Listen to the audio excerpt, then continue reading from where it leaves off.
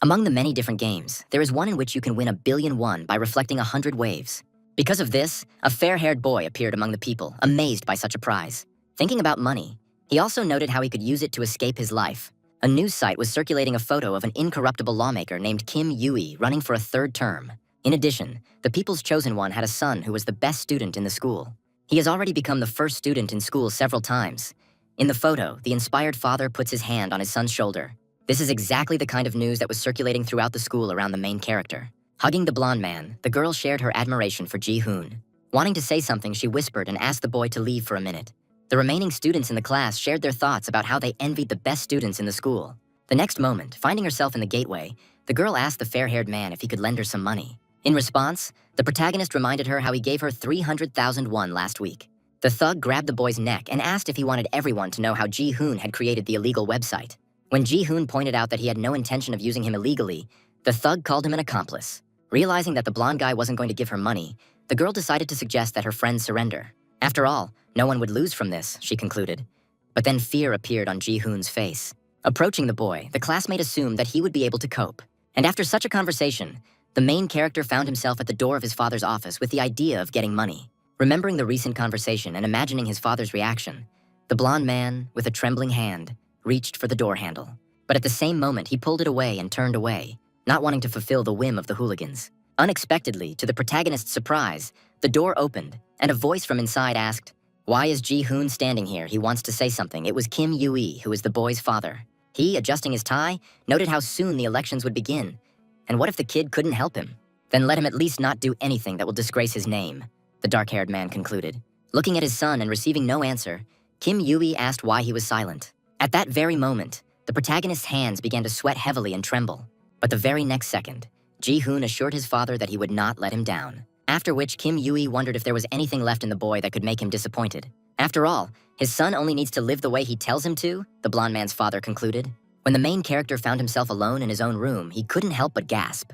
He was very angry at his father's words about how he should live according to orders. The cat's rough tongue unexpectedly rolled across the protagonist's hand. He was so scared that Ji-hoon pulled his hand away with an animalistic cry. In response, the cat, looking at his owner, only meowed briefly with joy visible on his face. Realizing that Ruru was the pet's name, the boy noticed how worried the cat was about him. The next moment, the fair-haired man took the nimble pet onto his body. Taking the cat in his arms and stretching Ruru out in front of him, the boy called her a little wretch. Noting his hopelessness, how everything was against him, he was glad that at least she was with him. After these words, the main character turned on the computer, and with it launched that very game. Looking at the screen, Ji-hoon emphasized that he had already managed to reach the 99th wave. Unfortunately, the miracle did not happen. On the 100th wave, the main character was defeated. The fair-haired man then restarted the game many times, but always ended up losing. On the other hand, the famous streamer also couldn't come to terms with his losses. Angry at the difficulty, he told his subscribers not to play this garbage anymore. A whole year has passed since the release of the game with 100 waves. Many reached the penultimate wave, but no one was able to advance further. The main character himself had no intention of giving up, because he needed victory over 100 waves. And all because this is the only way for him and Ruru to escape from their hellish life. The boy's last attempt was to use an item from the boss of the 99th wave. Drake's heart has been upgraded to its maximum level, and there is no other item with better stats. But even with him, the main character couldn't get through the last wave, which left him very puzzled. Suddenly, a black paw appeared on the screen of the protagonist's smartphone. Watching his pet, the fair-haired man turned to Ruru in surprise. And when the paw was raised, an activated red parse button appeared on it. Seeing such a picture, the fair-haired man cried out the name of his pet with the utmost fear. The next moment, Ji-hoon saw a system window with a successful analysis on the screen. Realizing how he would have to go back to the beginning, the protagonist became incredibly depressed. The thought immediately flashed through his mind whether anything would change at all if he started again. Unexpectedly, among the items he received, the boy noticed the dragon soul. He couldn't figure out what it was, because usually when an item is disassembled, only fragments of the upgrade fall out. Having recovered from his recent shock, Ji-hoon saw in this game the thing he was looking for. With its help, the main character intended to pass the most difficult 100th wave. The next day, the blonde guy was at school as usual. But on this day, instead of studying, the main character was playing the game. Returning home, he also only played his game there, wanting to achieve victory. So the next day arrived and Ji-hoon continued playing. And in the end, the fair-haired man managed to achieve his 99th victory. Without thinking twice, he took apart the heart of Drake and received the dragon soul. Not wanting to delay, the protagonist set off for the final wave that would decide his life. After which, a huge battle against monsters began to appear on the screen. watching which Ji-hoon began to pray for victory, dripping with cold sweat. And after some time, a system window with a successful victory appeared on the phone. Upon seeing this, the main character began to scream furiously throughout the room. He was filled with joy. The next moment, the father appeared and asked his son why he was screaming. Throwing the phone away, the boy learned from Kim Yui that his so-called friends had called him. And at one time, they dared to demand money from him for his son's stupid mistake. Father reminded me how he always insisted on not doing anything that would dishonor his honor. The main character, covering himself with his hands, began to try to justify himself to his father. He began to promise that this would never happen again. But even after these words, the stick in Kim Yui's hand was still sent forward. There was a blow, but it was not delivered to the blonde man, which surprised him. A powerful blow from a hockey stick managed to smash the protagonist's smartphone into rubble. And then the father pointed out how Ji-hoon never did anything worthwhile for him. Then the fair-haired man, remembering his pet, asked his father if he had seen Ruru. In response, the man stated that the boy would no longer need the cat, and he was amazed to hear this. Imagining the worst possible circumstances, the boy clenched his teeth in overwhelming anger. Seeing the face of Kim Yui's son, he asked him why he was looking at him like that. Ignoring his father's question, the protagonist asked him again where Ruru was. And then the man said that the cat was now in the grave with Ji-hoon's mother. From these words, the boy began to burst into tears from sadness and then from fear. The father once said that the boy simply needed to live by his rules, and then he will have everything he wants. Let his son not disappoint him anymore. After all, he believes in him, concluded the father, looking at his son, who was crying from fear. Ji-hoon himself began to think about how he could no longer stand his own father. At this time, congratulations were heard on the first time in the world that the game had been completed. Only now there was no reason to rejoice at this victory. Suddenly, the system voice announced that it was inviting the winner into its world. The next moment, lightning flashed from the window in the middle of the room, illuminating everything nearby. At the same time, the same lightning appeared in the middle of a rather familiar fortress. Many unfamiliar faces, looking at the main character, began to call him their savior. In this world, the main character was destined to be the legendary hero. Immediately, the people who had gathered around began to frantically praise the savior. The main character himself, looking up in despair, could not understand why his tears were not flowing. He compared his own condition to a reset of his feelings to their original state. Suddenly, when the bearded man began, everyone gathered in the throne room fell silent. It was the king who asked the summoned one if he was the legendary savior who would save the kingdom. Seeing the face of the person in front of him, Ji-hoon immediately recognized him. It was one of the main characters in that game. He asked the same question, introducing himself as the ruler of the Kingdom of Georgia by name, Bayless Georgia III. He told the arriving legendary knight about the kingdom's crisis due to monsters attacking from all sides. Then one of the important people rushed to the king, wanting to convey something to him. The main character, watching this picture, noted how familiar it all was to him. Wanting to tell about the trouble, the man whispered important information to the ruler. This whole picture was exactly like the intro of the game that the blonde guy had played. After listening to his subordinate, the bearded man noted how urgent this matter was. And when the king asked the newcomer if he wanted to become the commander of the knights, a system window appeared in front of Ji-hoon. As he stood up, the protagonist decided to say something just once, so the bearded man would have to listen to him carefully. Now the once desired billion won is worth nothing anymore. After all, on this day, he lost something much more precious to him. Here, whispers began among the people about the strangeness of the legendary hero. The king, sharing that he didn't know what a billion was, said that if the boy became the commander of the knights, then he, the ruler of these lands, will fulfill whatever it takes, declared Bayless. Hearing this, the main character asked again whether he would definitely fulfill everything he wanted. In response, the king confirmed his words, adding that as boys they only needed to follow his orders. After these words, the main character was overcome by animal fear, remembering one person. It was his own father who spoke the same words as the king. If his son follows his rules, then he will be able to achieve everything he wants. After all, he believes in him. Two different people, completely unconnected, concluded the same way. In response, the main character shouted at the top of his voice that he would not do anything. The ruler of the kingdom did not expect such an answer, which greatly surprised him. The faces of the people nearby also took on a shocked expression. Ji-hoon himself could no longer tolerate the pathetic orders that he had to carry out for the sake of someone's honor. All his life he was used as an object, and even in this world he was told to do something. With these words, the protagonist declared that he did not intend to become a slave knight. As for the offered wealth and fame, does he need them at all? Having sent everyone gathered away, the fair-haired man pointed his finger at the system window. After listening fully to the newly arrived man, the people tried to convince the legendary knight. But at this time, the main character clicked on the rejection of the role of the savior of the kingdom, and a red glow appeared in front of him. Thus, after some time, monsters were supposed to attack the kingdom, and due to the absence of the legendary hero, defeat was inevitable. That's what the boy thought as he made his choice. But then a new window appeared in front of him, revealing a hidden path.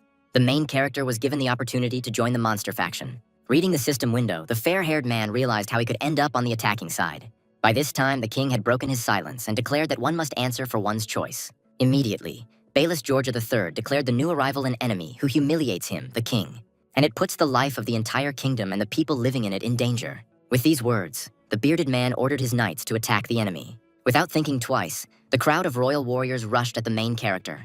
The fair-haired man was just thinking about how he had endured this for too long. All this time, he had been holding on with all his might, and now the desired moment had arrived. The next second, a red glow illuminated everyone present in the throne room. Watching the incredible surge of power, Baelish Georgia III was amazed. At this time, a multitude of system windows began to appear in front of the boy with a successful choice of faction. Having acquired special skills, Ji Hong saw before him the task of destroying the human faction. Now it was the protagonist's turn to attack. At this time, there were 10 minutes left until the first wave.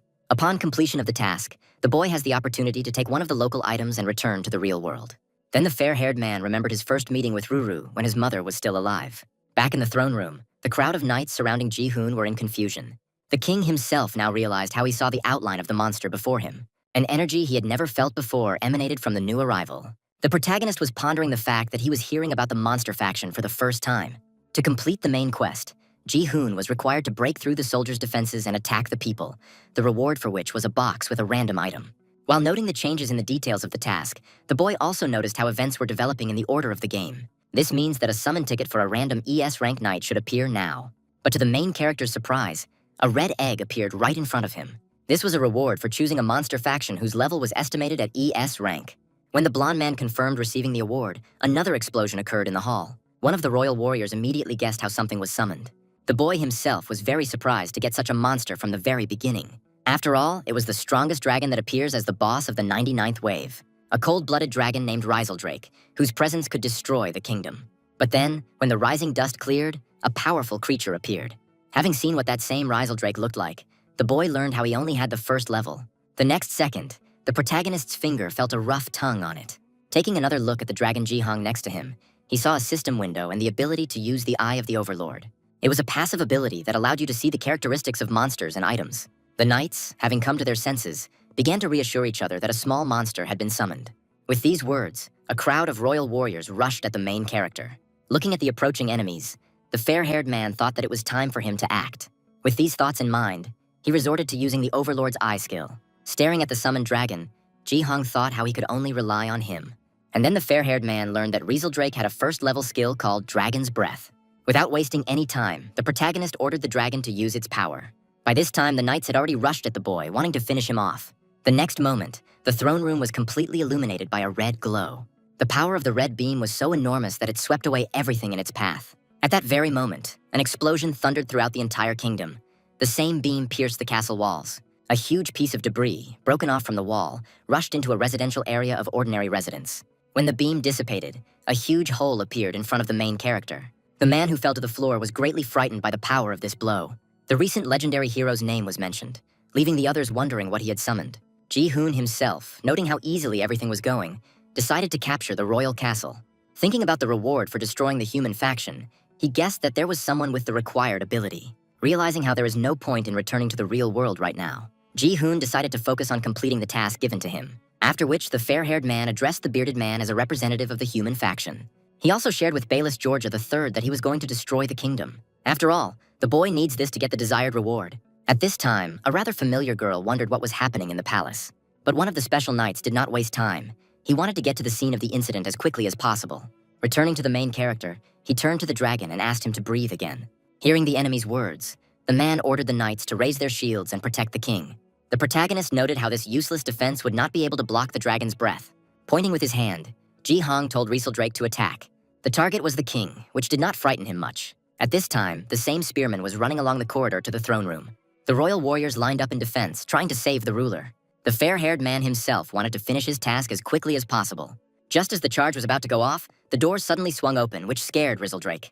The man who appeared was very glad that his majesty was safe. The king's assistant could not understand why the enemy stopped abruptly. Looking at the dragon, the boy remembered how knights spend mana when using their skills. This means that monsters can also use up all their power due to a small amount of mana. Just when the powerful red beam was supposed to appear, an incident occurred. Riseldrake only managed to release a small amount of dragon's breath. Realizing that the dragon had run out of mana, the boy had no choice but to wait for it to recharge. The warrior who came running, looking at Ji-hoon, assumed that he was the impudent one who dared to attempt on the king's life. Then the boy remembered how the knights in his game were divided into ranks.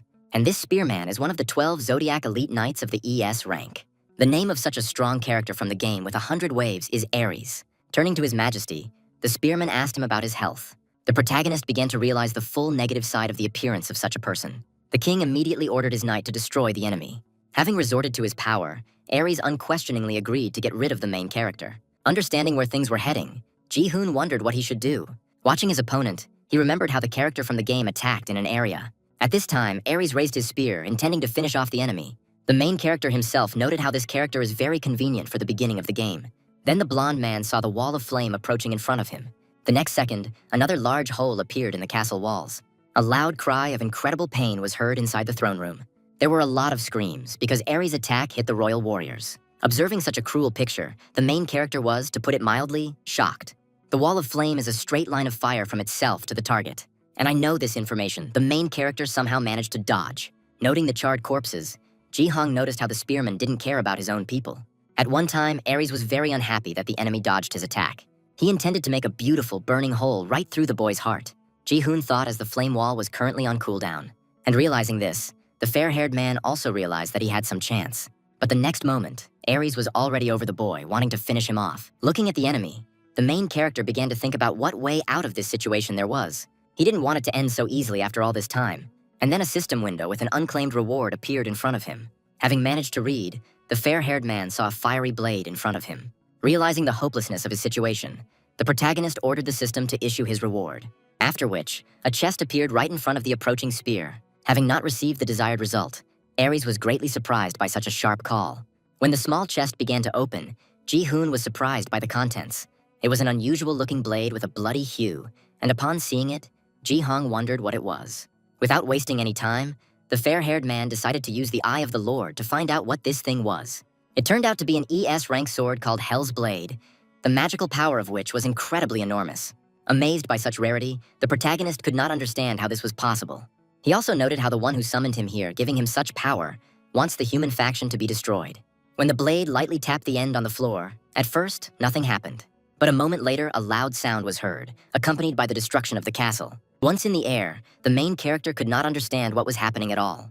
But then he thought about how enormous the weight of the sword was, that the castle could not support it. Looking at the ground approaching with every second, the main character did not want to die so easily.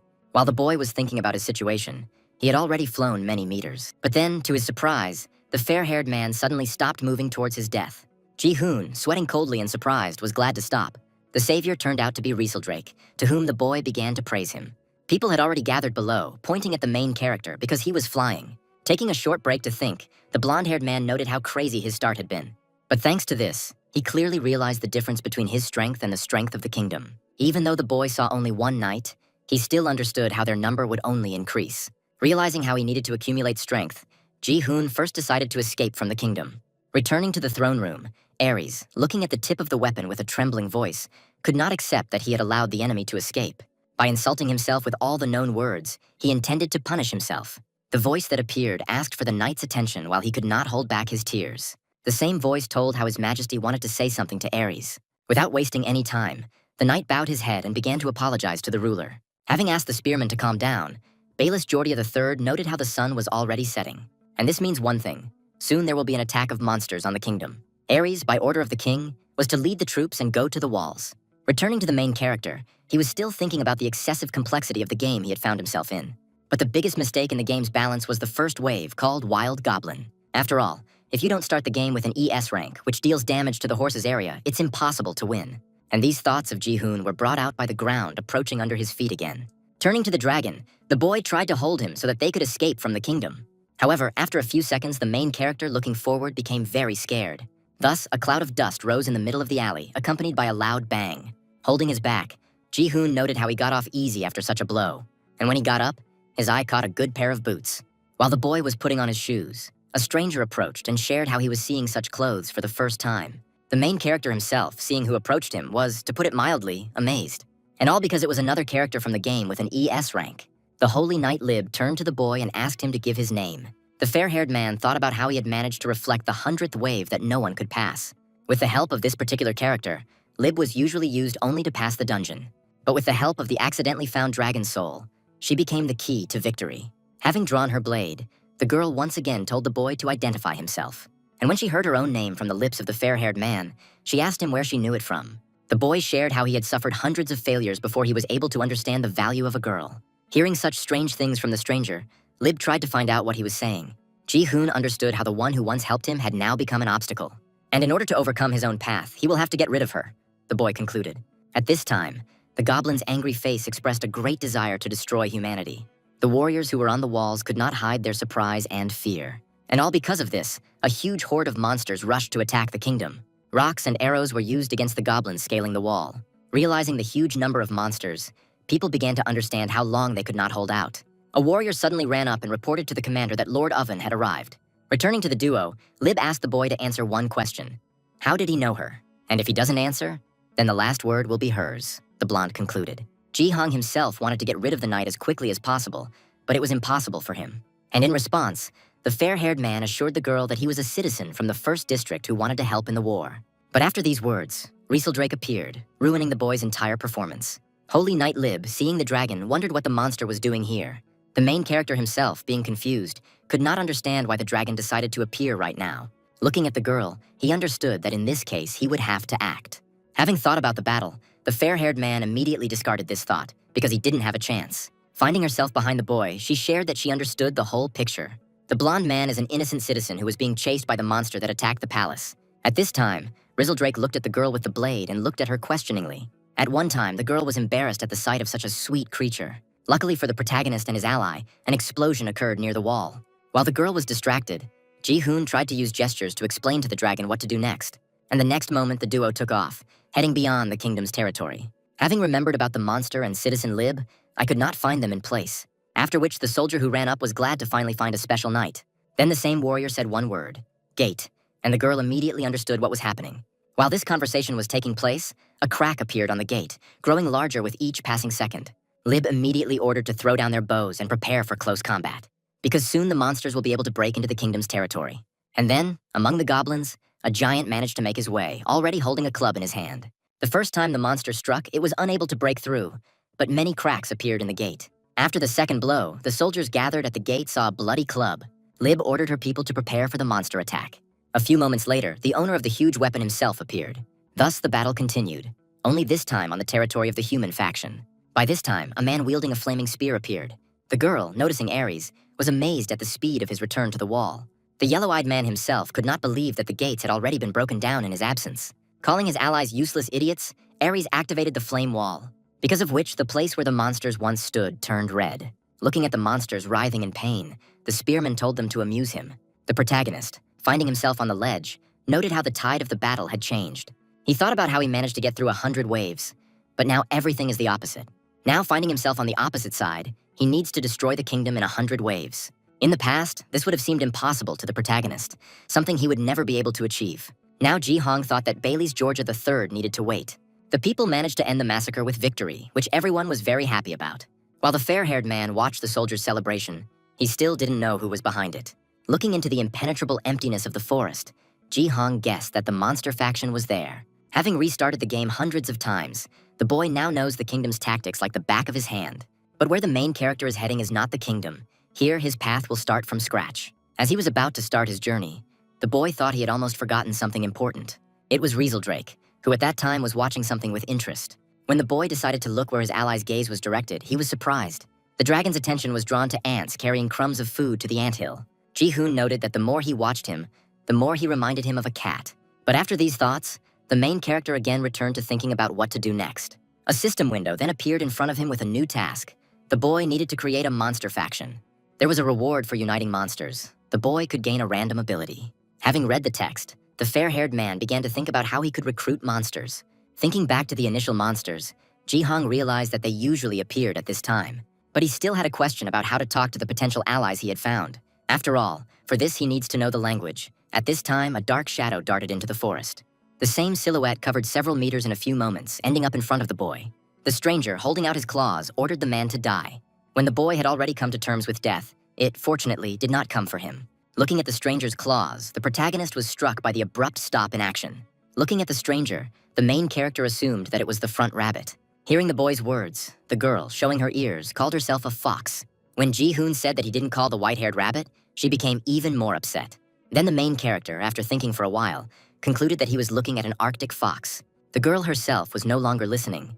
She was more interested in how the blonde man smelled. The boy was amazed by the actions of the fox running around him. She noted how the boy looked like a human, but smelled like a monster. After these words, a system window appeared in front of the main character, with the text that he had 2 active passive skills. The first passive ability, called Talk to Monsters, allows you to communicate with monsters. The second passive ability is called Pleasant Monster, which attracts positive attention from monsters. Now the fair-haired man understood why he understood the fair-haired woman, but the girl could not understand what was wrong with him. Having shown her claw, the girl asked the main character once again who he was. Not understanding what was happening, Ji-hoon, thinking about his passive skill, noted the girl's strangeness. The rope that suddenly appeared in front of his nose brought the boy out of his thoughts, after which the same rope, having reached its destination, turned the color of blood. The trio that appeared were very happy about their capture of the monster. Looking at them, Ji-hoon guessed that they were the bandit faction operating outside the kingdom. The fox, clenching her fangs from overflowing anger and pain, called the boy a man. She accused him of setting a trap for the blonde man to catch her. Then the white-haired girl asked the main character why he was pursuing them. The boy, feeling confused, tried to justify himself to the fox. At this time, the short one handed the rope to his ally, the big guy. And the next moment, the white-haired girl found herself in the air, which surprised both her and the boy. The brute, pulling the rope, wanted to drag the monster closer in order to capture it. The main character was still in a state of surprise, which was shown by his face, and when the girl was at the right distance, a fist was thrown at her. But after the blow, something alerted the thug, causing him to look at the target. And all because the fox managed to dodge, to the bandit's surprise. The next moment, the same big guy was driven into the ground with one blow from the monster. The main character, watching this picture, was amazed by such power. Looking at the fallen, wounded monster, the short, tall one called the fox trash, after which he began to beat the girl, accompanying each blow with insults. Seeing the girl being beaten, the main character understood that this was not normal. The fair-haired man, clenching his fist in anger, was already about to climb into the slaughterhouse. But the long-haired man suddenly appeared and asked if the boy was okay. He also noted how everything could have ended badly for him, since many beastmen live here. After which, the bandit asked the boy what he was doing there alone. At this time, the short one continued to beat the fox with his club. Hearing incomprehensible words that the man would never understand, he raised his weapon to strike. Seeing this picture from the outside, the main character became incredibly angry. At one time, the long-haired man ordered his ally to stop, because at this rate she would die. The bald one began to apologize, noting how he again could not restrain himself. The long-haired man shared with the fair-haired man how his people could be a little hot-tempered. But what interested him more was that the boy had previously spoken to the monster. Then the boy felt pain in his stomach area, which scared him greatly. The shaggy man emphasized how people like the boy would make the job easier. Ji-hoon, trying to plug the bleeding wound, tried to understand what the bandit was talking about. The white-haired girl, watching from the side, could not understand what was happening. The boy himself felt a very terrible feeling. His body seemed to be burning with pain. Hearing the sounds the boy was making, the long-haired man shared how he had not hit any vital organs. Then he added that the blonde man would die in 12 hours. But for such cases, he has an antidote, which the protagonist can receive for translation. The same bandit asked the boy where the lair of these monsters was. Looking at the wounded girl's face, the main character did not know what to answer. The bandit, seeing the boy's face, added that he would survive only on one condition if he told where the lair was. The main character himself was very unhappy with such survival conditions. The girl understood that if she told, all her relatives would be in danger. Realizing the danger, the white-haired girl opened her mouth and stuck out her tongue. But when the beast woman wanted to bite off her tongue, the big guy's hand ended up in her mouth. Ji-hoon, watching this, was amazed by the fox's zeal to protect his village. The brute, looking at the monster's angry face, noted how rightly they were called savages. Shaggy also shared how they catch people who die during the day. Then the bandit's fist hit the girl's stomach, causing her to spit out blood. Looking at the helpless creature, the long-haired man noted how these savages do not value their own lives at all. He ordered his people not to interfere because he still needed the living monster. The main character was surprised.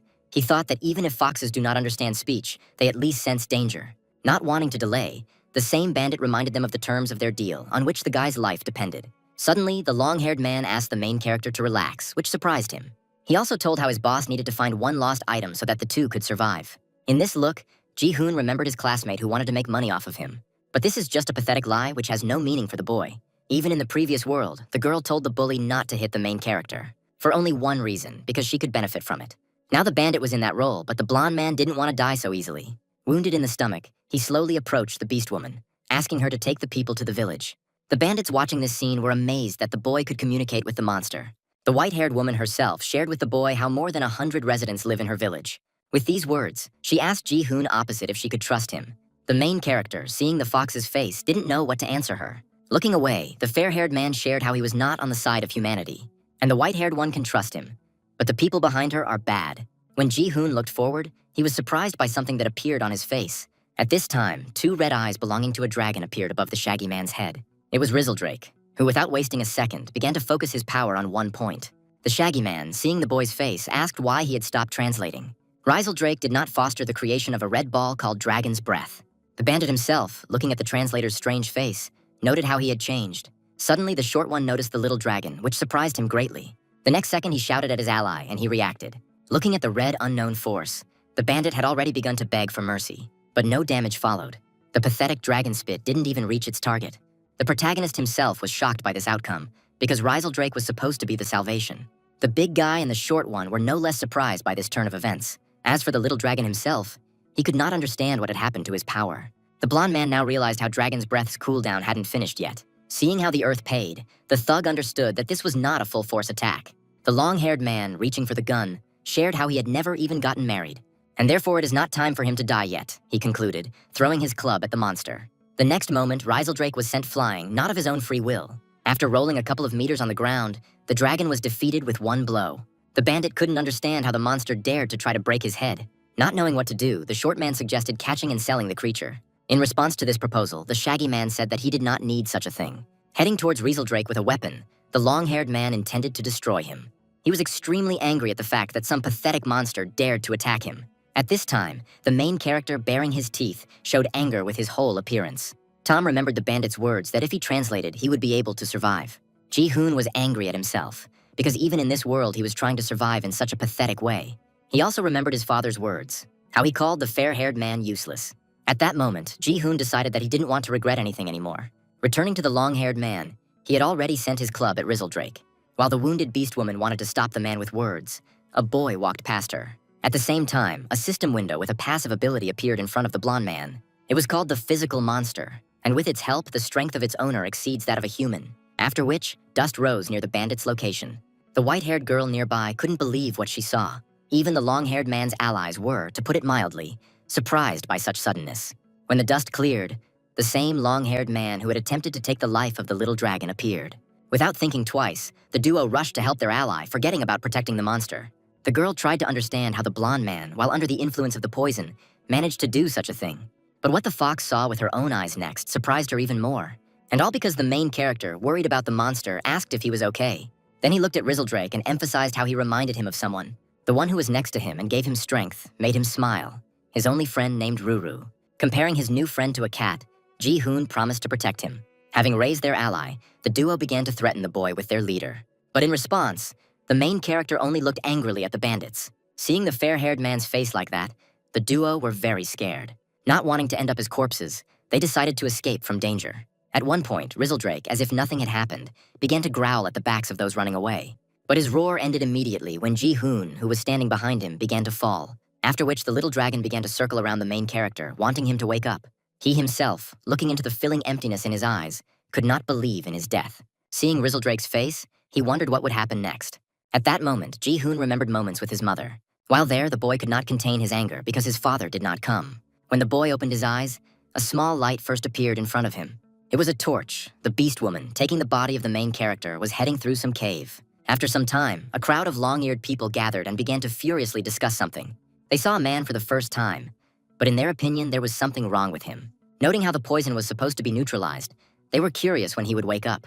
At this time, Ji-hoon himself was thinking about how he couldn't get up when they were staring at him like that. Fortunately for the fair-haired one, a fox appeared and asked her relatives to disperse, because their guest will not be able to rest peacefully if there is such noise around him.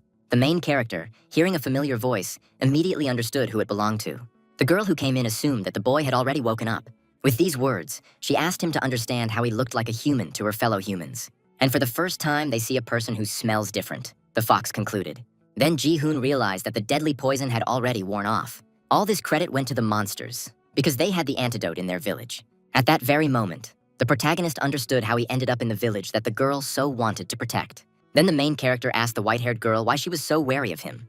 In response, she reminded him that the boy looked like a human but smelled different. Remembering the rescue of the red monster, the girl began to trust the fair-haired man even more. While the boy was talking out loud about the pleasant monster ability, the beast woman became angry, after which she asked the main character why he was so annoying after being saved. In response, Ji-hoon bowed his head and thanked him for saving her, which, on the contrary, amazed the standing fox. Embarrassed, she emphasized how even they were now, since the blonde man had saved her too.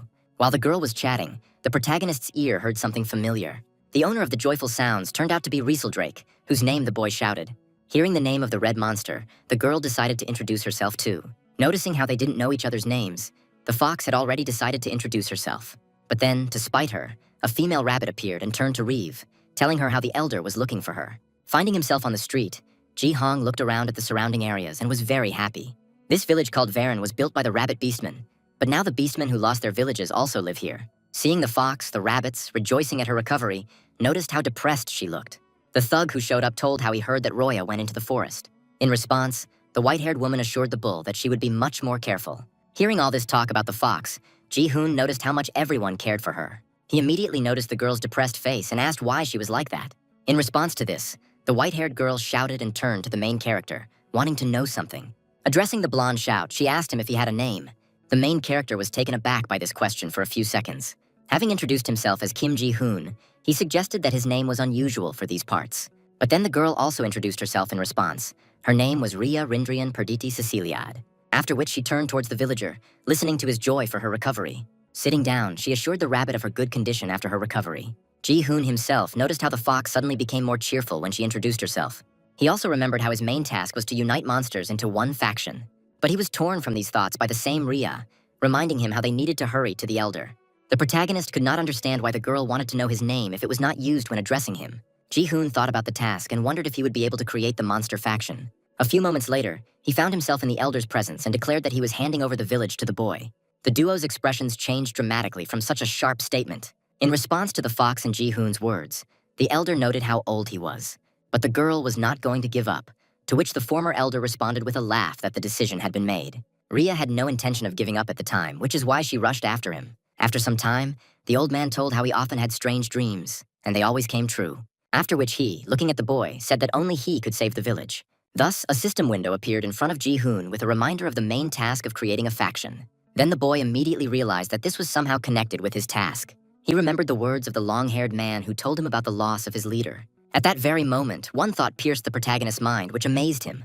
Thinking about her, the fair-haired man turned to Ria, asking her about one thing, namely, that when the girl walked, no one followed her. In response, she noted how no one had ever found the village of Varen. The reason for this is that behind the steep rocky mountain there is a wide sea. No one dares to cross the mountain, and besides, there is only one way to get to the village. But even if someone did find the way, they would hardly have been able to cope with the complex structure of the labyrinth. Therefore, it is almost impossible for people from this world to get to Varen. She also shared her face and said that she had not noticed anything strange along the way. But even after these words, the main character's anxious feeling did not go away. It was no coincidence that drops of blood were scattered throughout the tunnels due to Ria's wounds. And yet the protagonist's feeling turned out to be not deceptive, because at this time, the short man I knew was very happy with his find and laughed. And the next moment, a scream was heard. A man entered Varen. The bald man who found himself on the ground could not understand what the monsters gathered around him were saying. The main character, who arrived in time, assumed that he had followed them by following the trail of blood. Hearing this, the white-haired girl was amazed and shared how careful she had been all this time. Hearing numerous apologies from Rin, the bull standing opposite asked the girl to stop. He asked her not to blame herself, because even bringing the wounded man here was very difficult. The beastman standing nearby agreed with this opinion and began to calm the girl down. Ji-hong, remembering the bandits, asked the intruder where the other two were, to which the short, tall one responded by calling the beastmen brainless and declaring that their village would soon be ablaze. Because even the kingdom has long since disowned their gang, and their leader is screaming all. At one time, the boss was supposed to arrive any minute with 200 people. Having learned about the screaming all, the main character at first did not understand who the short man was talking about. At this time, the same two bandits were heading towards the secret passage of the cave. Having gone inside, the long-haired man greeted the leader and told him how they were defeated. He wanted revenge, the bandit concluded, after which he told how he found the tunnel to the village. After listening to his people, the man with the scar on his forehead praised them for their good work. Then the bearded man shared how to immediately move towards the village. Returning to the bald man, he noted how he was not the only one who knew the way here. Returning to the past, the three bandits moved quickly through the forest. The shaggy man told the bald man that it was too early for them to return to the shelter. After all, they can take advantage of a good chance and get what they want. Remembering this moment, The short, tall man noted how the boy could consider himself dead.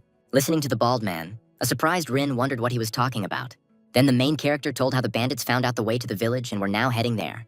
Having heard such terrible information, the white-haired girl became frightened. Ji-hoon himself, thinking about the screaming all, began to remember something. In that game, knights gain experience and become stronger by killing attacking monsters. But this is not enough to reflect the endless waves. That's why there's a leveling mode called Adventure. There too, certain knights are selected to complete stages. Upon completion of the game, players receive a wide variety of items. The adventure itself begins with the first 10 levels called the Wild Goblin Graveyard, and it ends with the Demon King's Sacred Land, which consists of 100 stages. Although Ji-hoon didn't remember the names of all the stages, he vaguely remembered the finale. The name was a location called the Screaming All Gang's Hideout.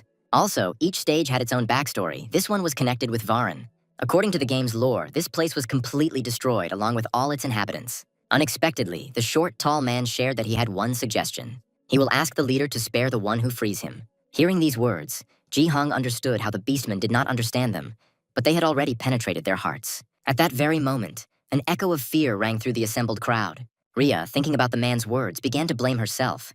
Because of her, Varan was in danger of being exterminated. And if this continues, everyone will be killed and Varan will become a hideout for bandits. Realizing the worst possible outcome, the protagonist decided not to allow it. The same short man continued to threaten the beastmen so that they would let him go. The protagonist himself concluded that Varan would become the stronghold of his monster faction. After which, a swift blow from the blonde man sent the bald man flying. The bull standing nearby was, to put it mildly, surprised by such a sight. At one time, the rabbit beastmen adopted the same physiognomy. The main character himself stated that they had had enough of useless chatter. Looking towards Reeve, he suggested that she start fighting against the enemies. After all, they are obliged to protect Varan at any cost. Rhea was surprised by such words. The bull, hearing these words, replied that this was impossible because the village itself was built into the mountain. Due to their weakness, they all took refuge. Mostly women and children live here. Suddenly, laughter erupted throughout the entire meeting. It was the elder who asked Rhea if she had always been so wise. And since everyone had gathered in one place, he decided to tell some news. From this time on, Ji-hong becomes the new elder of Varan. By this time, a large crowd of bandits was already heading towards the village. Once at the tunnel, the long-haired man told how they ended up there. The leader, having learned the location of the beastman's lair, decided to capture it. Having shared this thought with his men, he ordered them to move forward. Returning to the village, Ji-hong and the bull considered how to deal with about 200 people as an enemy. At one time, the beastmen had 3 bulls, including the brute. 2 young deer, not particularly strong or eager to fight. 5 sheep ready for battle, but very worried about their lives. 1 fox, Rhea, who brought the main character here, thereby saving his life. But most of all in the village, there are rabbits. At least 101 of them. After counting all the residents, Ji-hong realized how the enemy had numerical superiority. Still, this is not an ordinary battle. The numbers are not important. What matters is rank and level. For example, when Rhea was attacked, she was able to kill the bandit with 1 blow. It's unlikely that there would be 3, but the white-haired one would be able to defeat 2 on her own. Additionally, all beastmen have an ability called beast form. If everyone had the same level as Rhea, they would easily be able to win, the boy concluded. With these thoughts in mind, the protagonist turned to the man who called himself Taver Brimlock, asking how strong their fox was. Ji-hoon himself suggested that the initial task should not be impossible. Looking at the girl, waiting for an answer, the boy saw her playing with Rizzledrake. After which, the bull shared how Rhea is the strongest warrior in Varan. Even if everyone attacked her, the white-haired one would be able to win. Now the protagonist realized that his hope for victory had collapsed after Taurus's words. He began to realize with great difficulty how completely useless all the beastmen were here. While thinking over the plan, Rhea assumed that the bandits would arrive by sunset. The main character, hearing these words from the girl, asked why she thought so. In response, she pointed to the beaten bald man from whom she had received this information. Immediately, Ji-hong remembered what the bandits had said about the leader's lost item. Having reminded the girl of this, she asked her if she knew what it was about. In response, the fox shared how there was nothing valuable in an ordinary village of beastmen. Then the fair-haired man assumed that the bandits only needed a pretext. Taver Brimlock appeared and told how all the villagers were waiting for the elder's instructions. The main character herself began to think about how to compensate for her superiority in rank. To achieve this, their individual characteristics must be high. The strongest one in the village is Rhea, but there are other beastmen. For example, no more than 111 rabbits, who cannot defeat a fox even together. Not understanding the difference in levels, Ji-hoon wanted to see the exact characteristics of the monsters. Having touched upon this topic, the fair-haired man showed his sudden insight with his whole appearance. He remembered the system window and the ability to use the Lord's Gaze ability. While thinking about how to activate it, the boy remembered moments from novels where the character simply uttered a word. Imagining the system window in front of him, the boy shouted out one word, characteristics. But nothing he wanted appeared afterwards. which greatly surprised Ji-hoon. He thought, as usual, it's enough to just say it and the ability is activated, for example, inventory. And at that very moment, an inventory called the Abyss slot opened up in front of the fair-haired man. Having learned about the name, the main character emphasized how all monsters have their own name. Then he, remembering his escape from the castle, realized how, due to the endless chain of events, he had missed one thing, namely, the blood-red blade that he received from a random box. Realizing the stupidity of the loss, Ji-hoon began to regret what had happened. Then the boy returned to the question of why the characteristics window wasn't working. At the moment, the main character has 4 passive abilities activated. The first ability is called Lord's Gaze, which allows you to view the characteristics of monsters and items. The second skill, Monster Communicator, allows you to communicate with monsters. The third one is called Sympathy of Monsters. It causes inexplicable sympathy in monsters. And the fourth and last one is the Physical Power of the Monster, which gives strength superior to human strength. Ria's unexpected inquiries brought the boy out of these thoughts. Just as unexpectedly, the girl bowed her head and began to blame herself. The white-haired one shared how she wants to protect Varen and its inhabitants. Hearing these words, the main character came to his senses and realized that they had no time at all. And when Ji-hoon had already decided not to focus on the characteristics, the skill was activated. At the same moment, system windows appeared defining the target and its parameters. He thought about how inventory is just a system function for viewing the items he has. That's why it worked at the mere thought of it. But there was one thing. Lord's Gaze is a skill that allows you to see the characteristics of monsters and objects, which turned out to be easier to use. To activate it, simply select a target and think about its characteristics. As for Ria's characteristics, she was B rank and level 5. This rank represents a good level that mid-ranking knights have. In addition, the girl has a water element and her characteristics are concentrated in attack power. But among all the information, Ji-hoon's eye fell on the beast form skill. Seeing the boy's strange face, the beast woman assumed that it was difficult for him to be in the headman's place. At this time, the main character noticed a heart with the number 40 in the status window. Wanting to know what it was, the fair-haired man poked at it without thinking. But then Ji-hoon saw only a sudden drop in the indicator. And all because he pressed right on the white-haired girl's nose, which made her angry. Realizing his recklessness, the protagonist began to apologize to the fox. At one time, Raya rushed at the boy, noting how hard it was for him to believe. A few moments later, the fair-haired man asked Tavr to bring all the residents. When the bull asked what was wrong with the headman, he replied that he was fine. After some time, the gathered crowd of beastmen lined up. The last monster turned out to be a ram, which Ji-hoon was only glad about. Checking everyone's characteristics is very exhausting, the boy concluded. Varen's numbers eventually came to 114, including himself and Rieseldrake. Remembering his little dragon, the protagonist decided to use the Lord's Gaze on him as well. For an ES rank monster, the normal attack power seemed too small, but everything was focused on magical attack and defense. When using the entire magical reserve at once, even after a day, only half was restored. And knowing this, the main character concluded that he would not be able to use Dragon's Breath in this battle. Besides these two, there is Taurus Brimlack, who has C rank and is at level 5. The bull also had a skill called Beast Form, which, when activated, increases its characteristics. The rest were mostly E-rated, and now the boy understood why Ria was able to defeat them all. Compared to the D-rank Knights of the Kingdom, this is an apprentice knight. E-rank is not even in the ranking system. Although Ji-hoon didn't know what level the bandits were, the first 10 stages were C rank. Now that he had checked everyone's ranks, the protagonist began to understand the situation much better. Monsters lose not only in numbers, but also in ranks and levels. And as long as they give in to these points, it will not be possible to defend Varen with this situation. But this is not a game. It might work out here, concluded the protagonist, thinking about the situation he found himself in. There are too many factors here that cannot be controlled by the game system. Somehow, the fair-haired man intended to make a change and win. Turning to Tavr and Ria, the protagonist decided to finally let them in on the plan. After some time, a crowd of armed people appeared right at the mountains. The two lurking rabbits immediately realized that it was a pack of bandits who had come for them. Addressing the girl, the boy told her to quickly go to the village and report what was happening. But before the little rabbit could finish speaking, the tip of a weapon was thrust into his forehead. Watching her brother's instant death, the green-eyed girl was very scared. The leader of the bandits realized that the monsters knew about their attack. At last, the dying brother told his sister to run away. And the next moment, the little rabbit, holding back tears, rushed towards the village. When the bandits were about to run after them, the man with the scar stopped them. Pet Lady, not understanding this order, asked the leader if he wanted to let the monster go. In response, the man stated that he was not letting go, but infecting his enemies with fear. At this time, the main character was urging on team numbers 1 and 2. By this time, the rabbit had already reached the passage into the mountains. Drawing the attention of everyone present, the green-eyed girl spoke about the appearance of people. This loud cry with very important information was heard throughout the cave. At that moment, Ji-hoon's hand, realizing the danger, began to tremble. But he still remembered how he was the first person who was able to withstand 100 waves. This means he will never let the bandits get through his defenses. The thug who approached shared with the boss how they managed to get the route. Entering the cave, a pack of bandits decided to deal with the village before sunset. At this time, Rhea and the main character watched the invasion. The fox asked the boy if the plan would work, and he responded by noting how the start of the operation was crucial. Looking at the map, the same thug assumed that they would get there in half an hour. Feeling the gloomy silence, the long-haired man called the villagers cowards who were hiding. Remembering the main character, the long-haired man intended to get even with him personally. Suddenly, the bandit heard a strange sound coming from underground, and the next second, the ground began to shake under the crowd of bandits. Realizing the danger of the situation, the long-haired man told his people to jump to the side, but it was already too late because some of the people fell into the trap. The bandit standing at the back could not understand what was happening ahead. The shaggy one, looking at the huge abyss, was very frightened.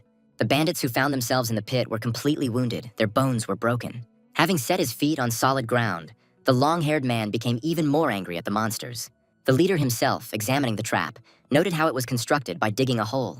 They are covered with wooden boards on top, and a layer of earth and stones is poured on top. When a load exceeds a certain weight, such as a crowd of people caught in a trap, it will end up at the bottom after the support beams break under the weight.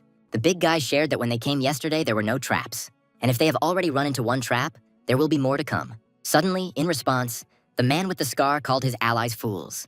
To the surprise of everyone present, he lifted a huge boulder, after which the stone was sent forward with one sharp jerk of the hand. When the boulder touched the ground, the trap was activated. The bearded man shared how this path was artificially created. Initially, there was a solid stone surface here. Even if the monsters dug holes and camouflaged them, the difference can be seen if you look closely. Now everything became clear to the two, which even made them feel better.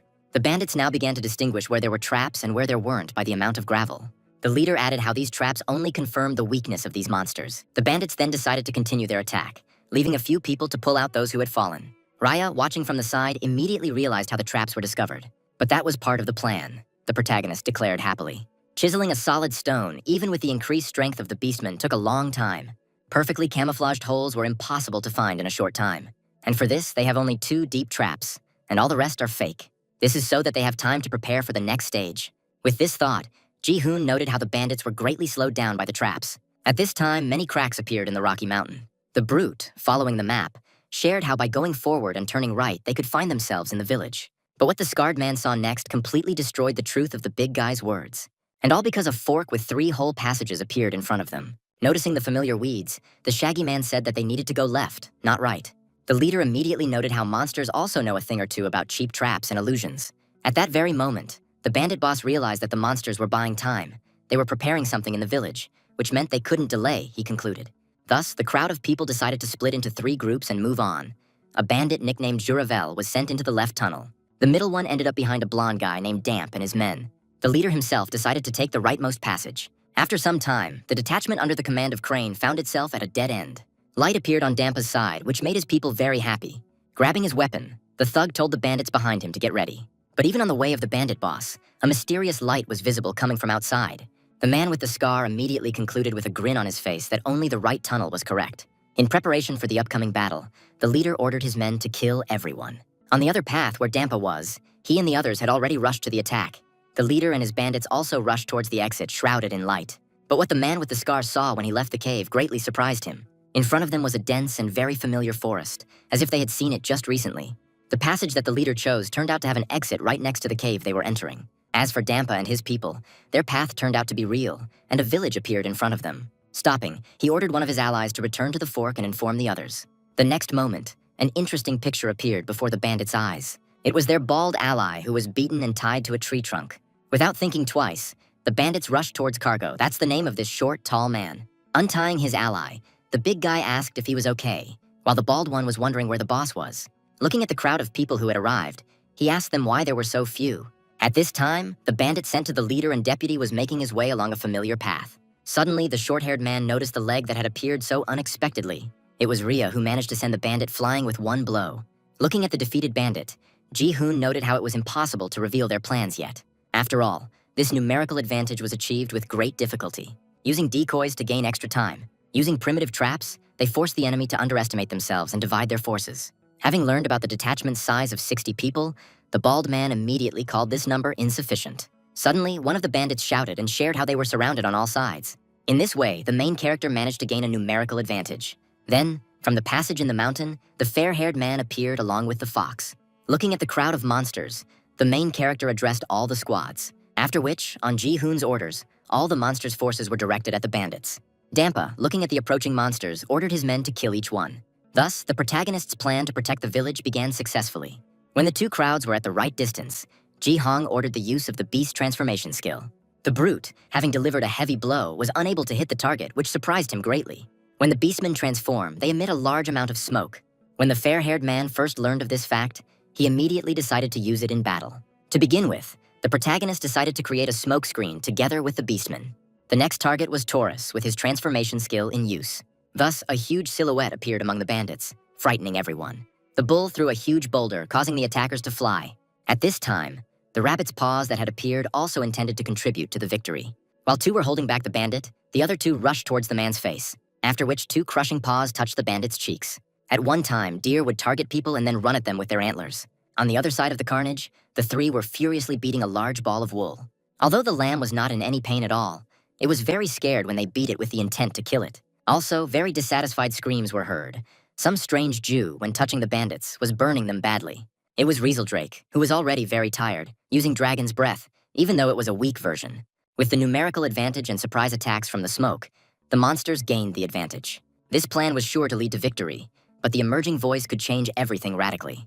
It was an armed, short man who asked his allies to cover him, while he's busy shooting off the rabbit ears that dared to compete with them. Ji-hong, turning into a fox, asked her to take care of that side. It took the white-haired one just 1 second to disappear and rush into the attack. The boy, watching such speed, was very amazed. At this time, the bald man was aiming at Raya and intended to kill every monster. And then the girl saw the tip of a spear approaching in front of her. But the girl wasn't going to accept defeat so easily. Having dodged the arrow, the white-haired girl made a flexible dash, reducing the distance with the enemy. The brute, having taken the girl's blow, asked the monster if that was all she was capable of. Raya, without wasting any time, grouped herself and found herself on the ground. After which, the next moment, a foot was sent towards the enemy, hitting him in the chin. From such a strong blow, several teeth flew out of the big guy's jaw. Having finished with one, the fox immediately rushed to the next. Then one well-aimed blow sent the bald man to the ground, thus defeating him. The short man watching this scene could not believe his eyes. Appearing before the fox, the bald man began to insult the monsters with all the words he knew. At one time, Rhea, as if understanding the speech, with one well-aimed blow, slammed the bald man into the ground. Thus, the white-haired girl finished off the three bandits in a few moments. Addressing the defeated, she stated that monsters should not be underestimated. Dampa, who was in the midst of such a battle, was greatly shocked by the fact that monsters have the right to oppose people. With these thoughts in mind, the thug decided, clenching his fist in anger, to kill everyone. Having resorted to activating the skill, the big man began to increase in size. The main character, who was on the other side, felt a strange feeling. In Knight Defense, skills are only available to knights of C rank and above. By this time, Damp had finished activating the skill, thereby receiving a boost. The nearby monsters were terrified at the sight of the transformed bandit. The monster's tongue suddenly appeared behind Damp, surprising him. It was Taurus. In comparison to him, the blonde seemed not so big at all. The next second, the protagonist, who was in the distance, heard a loud sound. Returning to the crane, he still could not understand how long he had to wait. While waiting for his allies, he was curious why no one was returning. The long-haired man stood up abruptly, not wanting to sit still, and thought about how he could not worry about the boss. With these thoughts in mind, he decided to head into the tunnel where Dampa was heading. By this time, the first pack, consisting of 60 bandits, had been defeated. Of the monster losses, 23 were seriously wounded and would be unable to continue fighting, 42 with light wounds. The main character was thinking about how, despite almost double numerical superiority, his side suffered more than half the losses, yet the operation was a success. But this is not the end, because two groups of bandits are still hanging around nearby. In addition, the remaining enemies still outnumbered them, which was very unpleasing. Now, in addition to numerical superiority, it is time to increase power, concluded Ji-hong. After which, the main character called Taver, who asked what the headman wanted. Then the boy, pointing to a pile of weapons, ordered that they be distributed to everyone. And after a few moments, the monsters were fully armed with their newly acquired weapons. Without thinking twice, the protagonist activated the Eye of the Overlord to find out the characteristics. Seeing which, the fair-haired man was very happy because their attack power increased. By this time, the second part of the bandits arrived, delighted with the find. Only the long-haired one was worried about one question. Why was it so quiet here? The next moment, a whole clearing of allied heads appeared before his eyes. Having seen which, the long-haired man was seriously frightened by such a sight. But as he got closer, he learned that everyone there was still alive. As they moved forward, the bandits noticed a huge number of holes in the ground. The next moment, armed rabbits appeared from them with the intention of killing the invaders. The leader and his men moved quickly through the tunnels. The man with the scar emphasized how they would soon get lost without a map. The next moment, one of the allies said that they would soon come to a fork in the road. After a couple of seconds, people realized that they were trapped in a pit. But to the surprise and joy of everyone present, they did not fall into the abyss. Expecting the worst, the bandits could not understand why nothing happened. Then the leader suddenly raised his spear into the air, intending to stick it in. When the tip reached the floor, one truth was revealed. It was made of stone. Now he realized how the trap was only at the entrance and everything else was fake. He was very angry that the monsters dared to play with him. With this thought in mind, the gang leader, screaming all, decided to kill all the monsters in the area. Suddenly, a recently recovered bandit appeared, trying to convey something to the leader. The short-haired man ran closer and shared how the middle tunnel turned out to be the right one. Returning to the village, the monsters had already finished off the people who had attacked them. Ji-hoon himself thought about how, by breaking through just one wall at the fork, they had reopened the path back to the entrance. This gave them more time. Now the monsters only had to hold out one last time. Suddenly, the long-haired man managed to free his mouth, and he called his opponents fools. After all, none of this makes sense, because as soon as their boss arrives, it will be the end for everyone. A man named Screaming All operates on a completely different level. After these words, Rhea kicked the bandit in the face, ordering him to close his mouth. Turning to the elder, the fox shared how they had about 65 beastmen left. The remaining bandits numbered about 60 people, including the leader. Although they lacked stamina due to their 2 previous battles with humans, as expected, all participants' experience increased along with their levels. Then the main character happily concluded that they had become stronger. After some time, the silhouettes of bandits appeared from the tunnel, at the sight of which Rhea immediately noticed how soon the final battle would begin. And after these words, the leader of the Screaming All appeared along with his men. Upon seeing his brother, the long-haired one began to rejoice greatly because now he would be freed. The man with the scar himself, upon seeing a whole field of heads, called them fools. Then he asked them if this was all they were capable of. In response, the protagonist noted how, on the contrary, all this was in front of him only with the help of strategy. Looking at the boy, the leader laughed, after which he emphasized how much bolder he had become. 2 victories are great, but there won't be a third, concluded the man with the scar. In response, the main character stated that they would still see if there would be a victory. Suddenly, the fair-haired man decided to make an offer to his opponent. Putting the blade to the neck of the long-haired Ji-hong told the people to drop their weapons. After all, he is sure that the leader does not want his beloved brother to die. The boy himself thought that this looked like something only second-rate villains from movies or comics would do. The crane, feeling the danger to his life, began to ask his brother for salvation. The protagonist was thinking about how now was not the time for any principles. The next moment, the sound of iron clanging was heard, and the gang leader threw down his weapon. Ji-hoon was stunned when he saw this, because he didn't expect this at all. Unexpectedly, to the protagonist's surprise, grins appeared on the faces of his opponents, at the sight of which the fair-haired man immediately felt a sharp change in the atmosphere. Then the leader of the Screaming All, placing his hand on the ground, declared that the monsters would fall to their knees before him. Watching what was happening, the main character immediately understood what would happen next. The scarred man used his skill, thereby placing buffs on everyone in his area. Even without seeing their characteristics, the opposite side felt them physically. The protagonist, surprised by this outcome, noted how the combat effectiveness of the opponents skyrocketed. The leader himself ordered his men to carry out a massacre to their heart's content. Thus began the final battle, the outcome of which would decide the fate of the monster village. The first thing the beastmen did was to use the beast form skill to create smoke. Without wasting any time, the rabbits launched their surprise attack according to the pre-planned procedure. Only when the man was supposed to collapse from his wounds, surprisingly, this did not happen. Taking out a dagger, the bandit asked the monsters if they would continue. Looking at the man's terrifying face, the rabbits even dropped their weapons. This was not an isolated incident. All over the battlefield, people became more brutal. Yet, amidst all the carnage, there was a beastman who had no intention of giving in to the invaders. Only to Taurus's surprise, strange ropes suddenly appeared behind him. In a mere moment, the huge beastman was bound at all extremities. The people on the other side were going to hold back the monster in this way.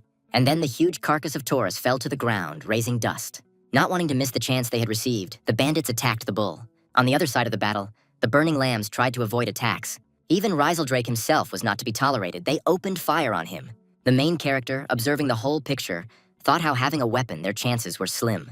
But Ji-hoon was more concerned about one question. Where was Rhea now? The fox at one time tried with all her might to restrain one of the sides. When she defeated one bandit, the next moment even more appeared. Seeing the girl's face, the main character immediately understood that she would not last long. At that very moment, something familiar flew right past the boy's face. The same flashing silhouette, having flown several meters, crashed into a tree. It turned out to be a female rabbit who could no longer fight.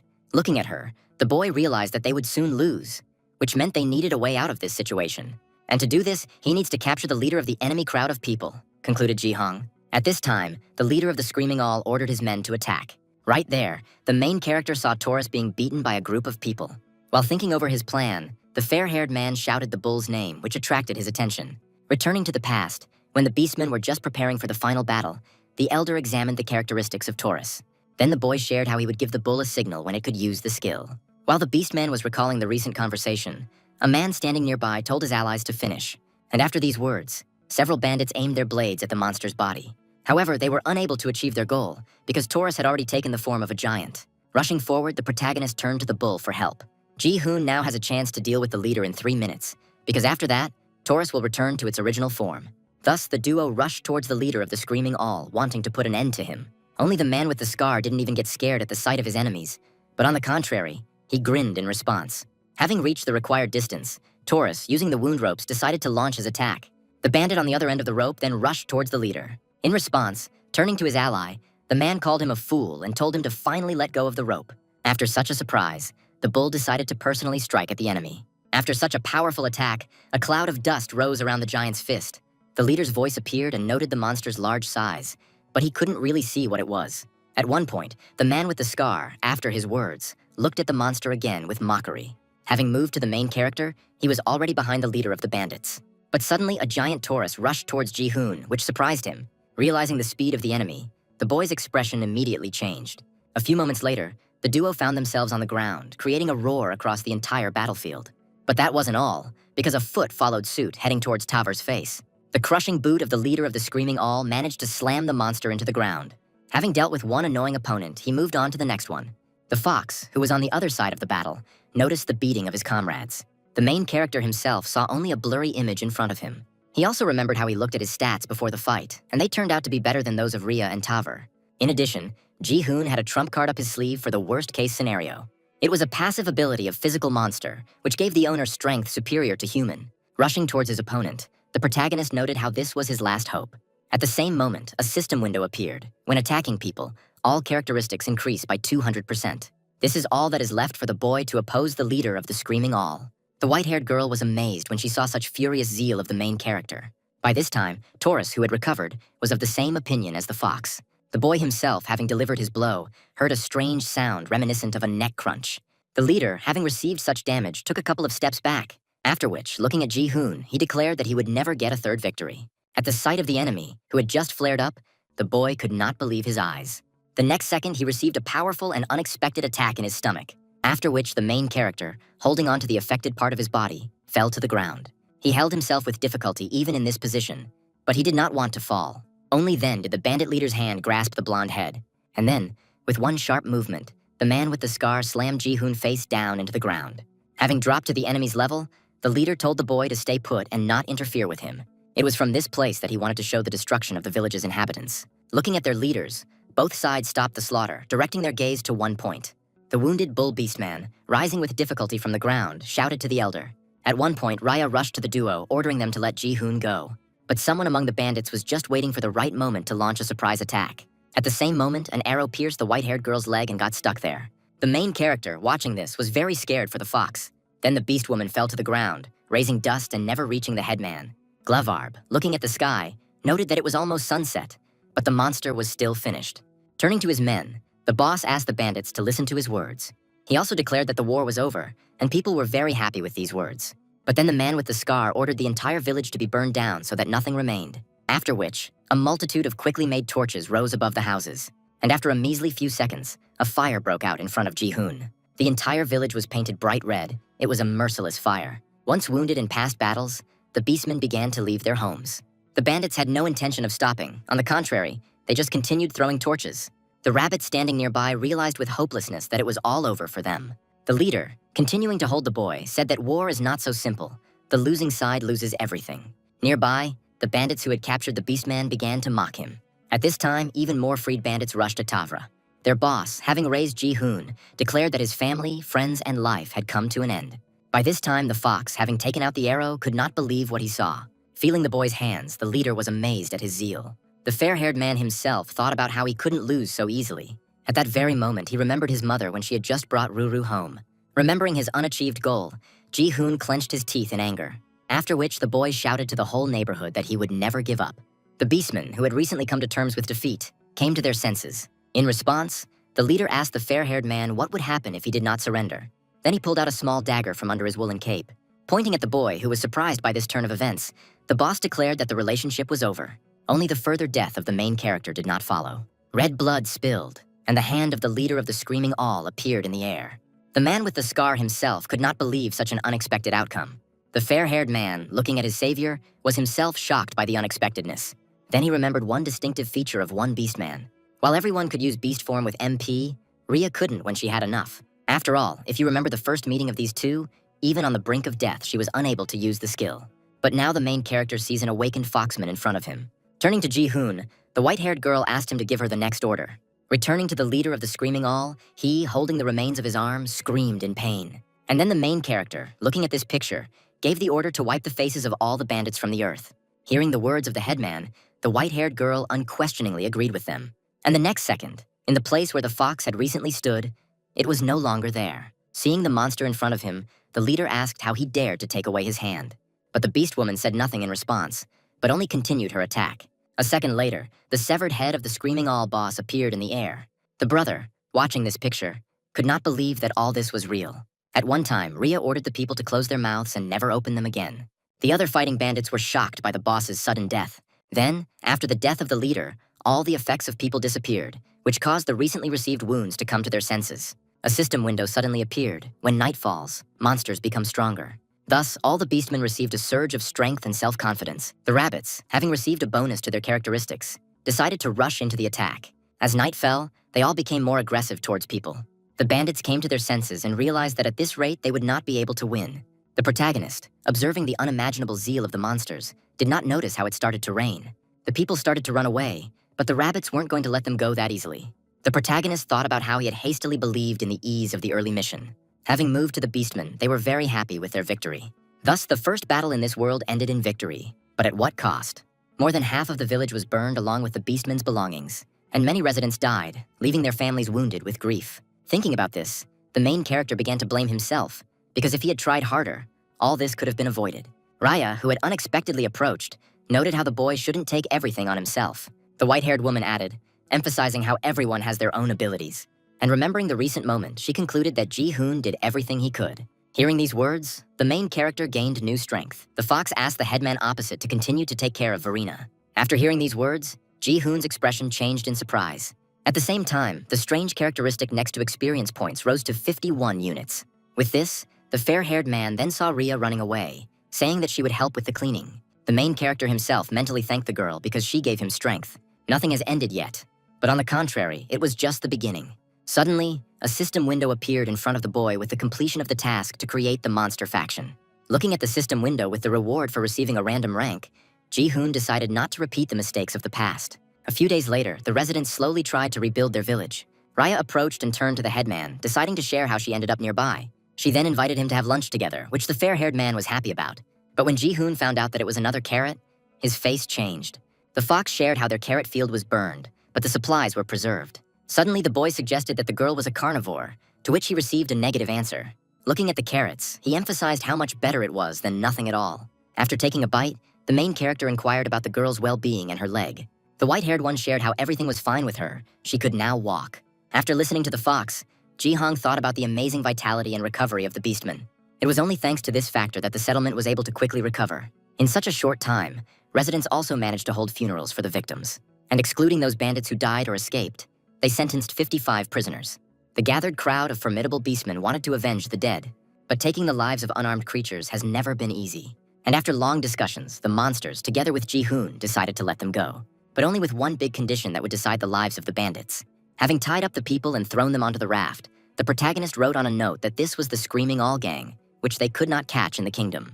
From the stories told by the villagers, Ji-hong heard that various monsters lived in the sea. If they are lucky, they will be able to avoid them and swim, and so they will get to the kingdom, where they will receive the appropriate punishment.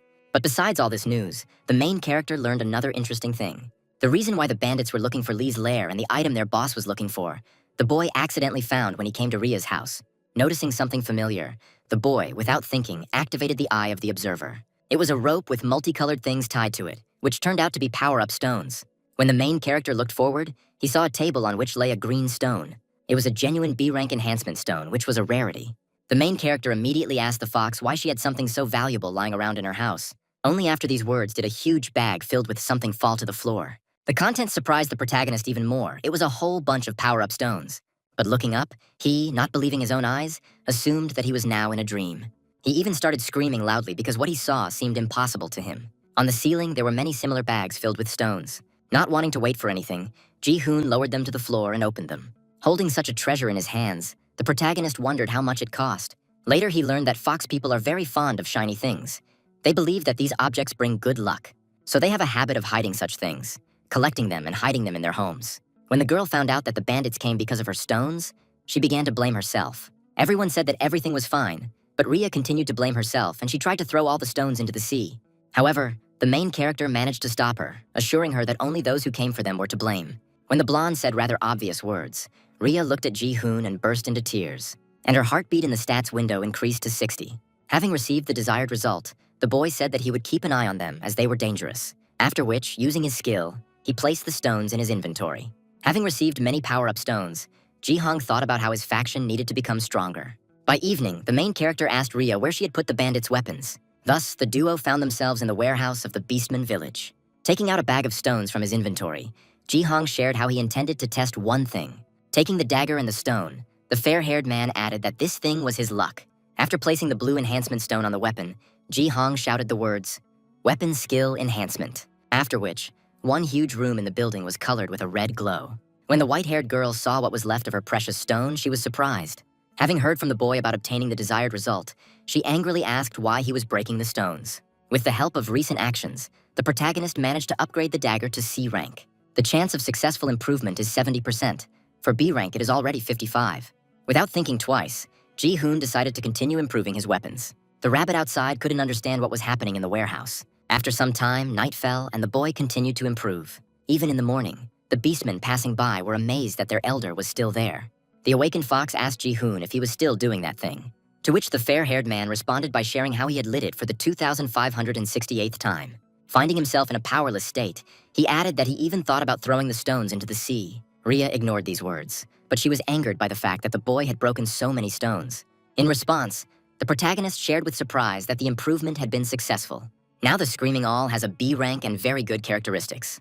Not understanding what he was talking about, the headman Rhea asked what he meant. And then, pointing forward, Ji-hoon showed off the many weapons he had managed to improve over all this time. Among them, there was one that managed to reach more than 100 improvements.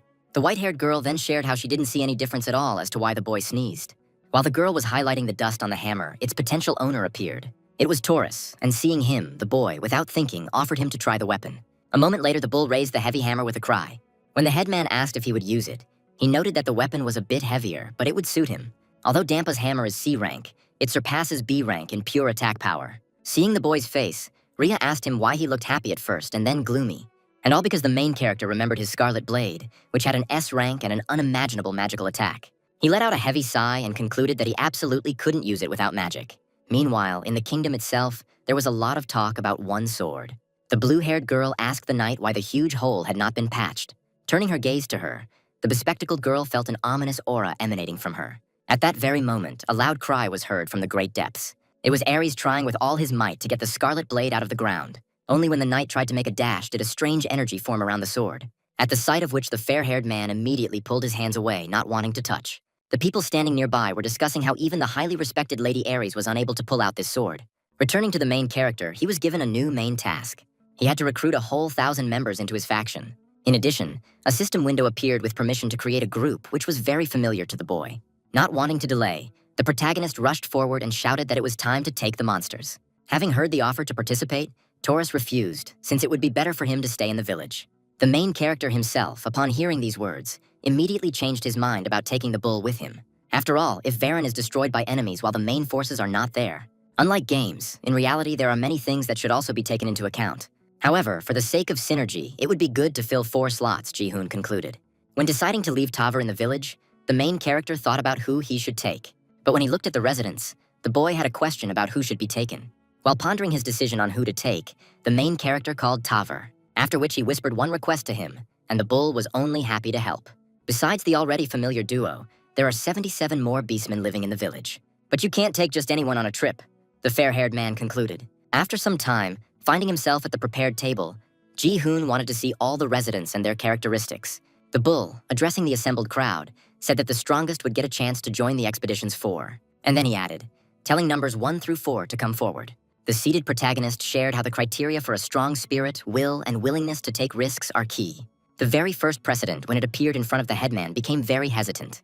After which, becoming worried, he declared that he wanted to stay in Verena, in response to which the boy noted how everyone has their own choice. When it came to the next 4 beastmen, they began to list their reasons for staying in the village as well. Having listened to all the answers, the main character, drawing attention to himself, called Taurus. Ji-hong then whispered to the beastman again what he needed to do. The bull immediately shared with the crowd that only those who wished to become members of the group could remain. After these words, many beastmen headed for the exit, not wanting to participate in the expedition. Turning to the elder, the bull noted how he selected only those who had the desire, after which he told the first case to quickly come in for an assessment.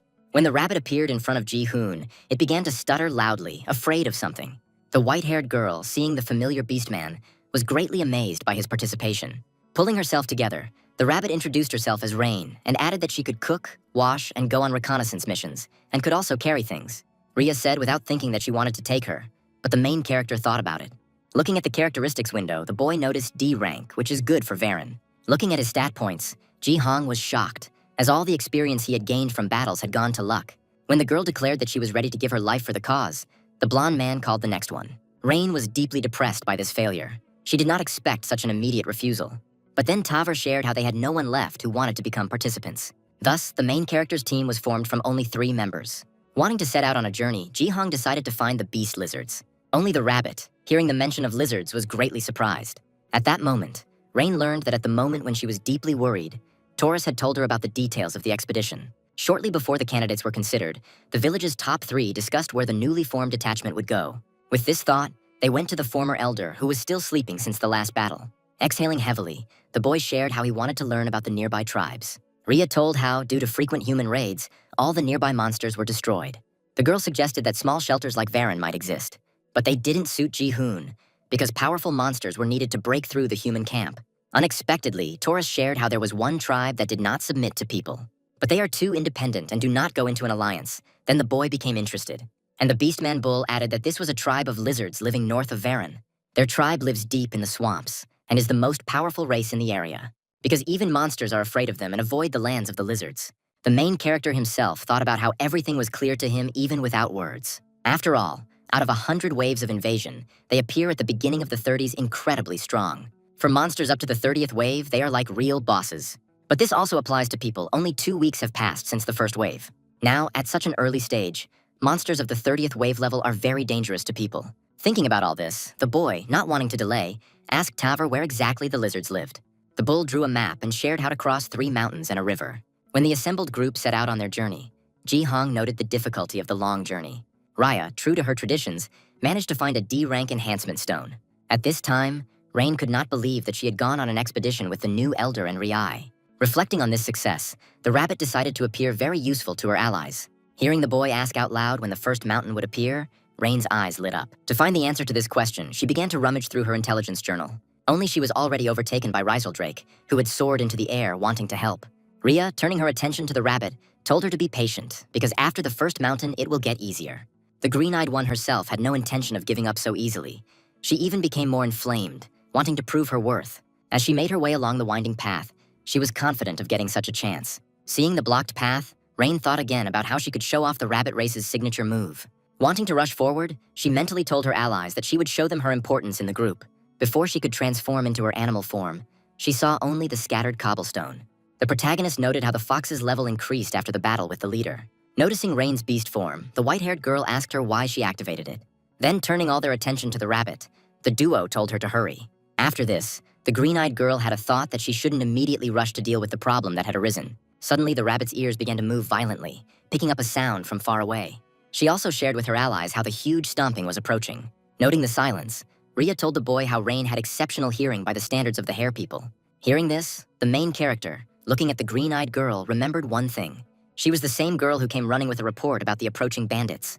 At one point, the rabbit closed her eyes and focused on the distant hubbub. A multitude of rat paws made their way through the area heading towards one point. Knowing who the sources of the sound were, the green-eyed one shared that they were rat people. But the most important thing was that there were a huge number of them. It was a whole flock. Wanting to know where such a crowd was heading, Rhine moved closer to the edge of the cliff. The rabbit, pricking up her ears, immediately understood where the whole pack of rats was heading. They are approaching a human settlement, or more precisely, a kingdom. Looking far into the distance, Ji-hong noticed their strange movement. Usually their settlements were scattered throughout the forest. At one time, Rain shared how ratmen usually rarely leave their territories. And now they seem to be gathering in one spot, which means that something large-scale is happening. After which the main character said that they needed to follow the crowd. To move, the fair-haired man decided to use Rizzledrake's help.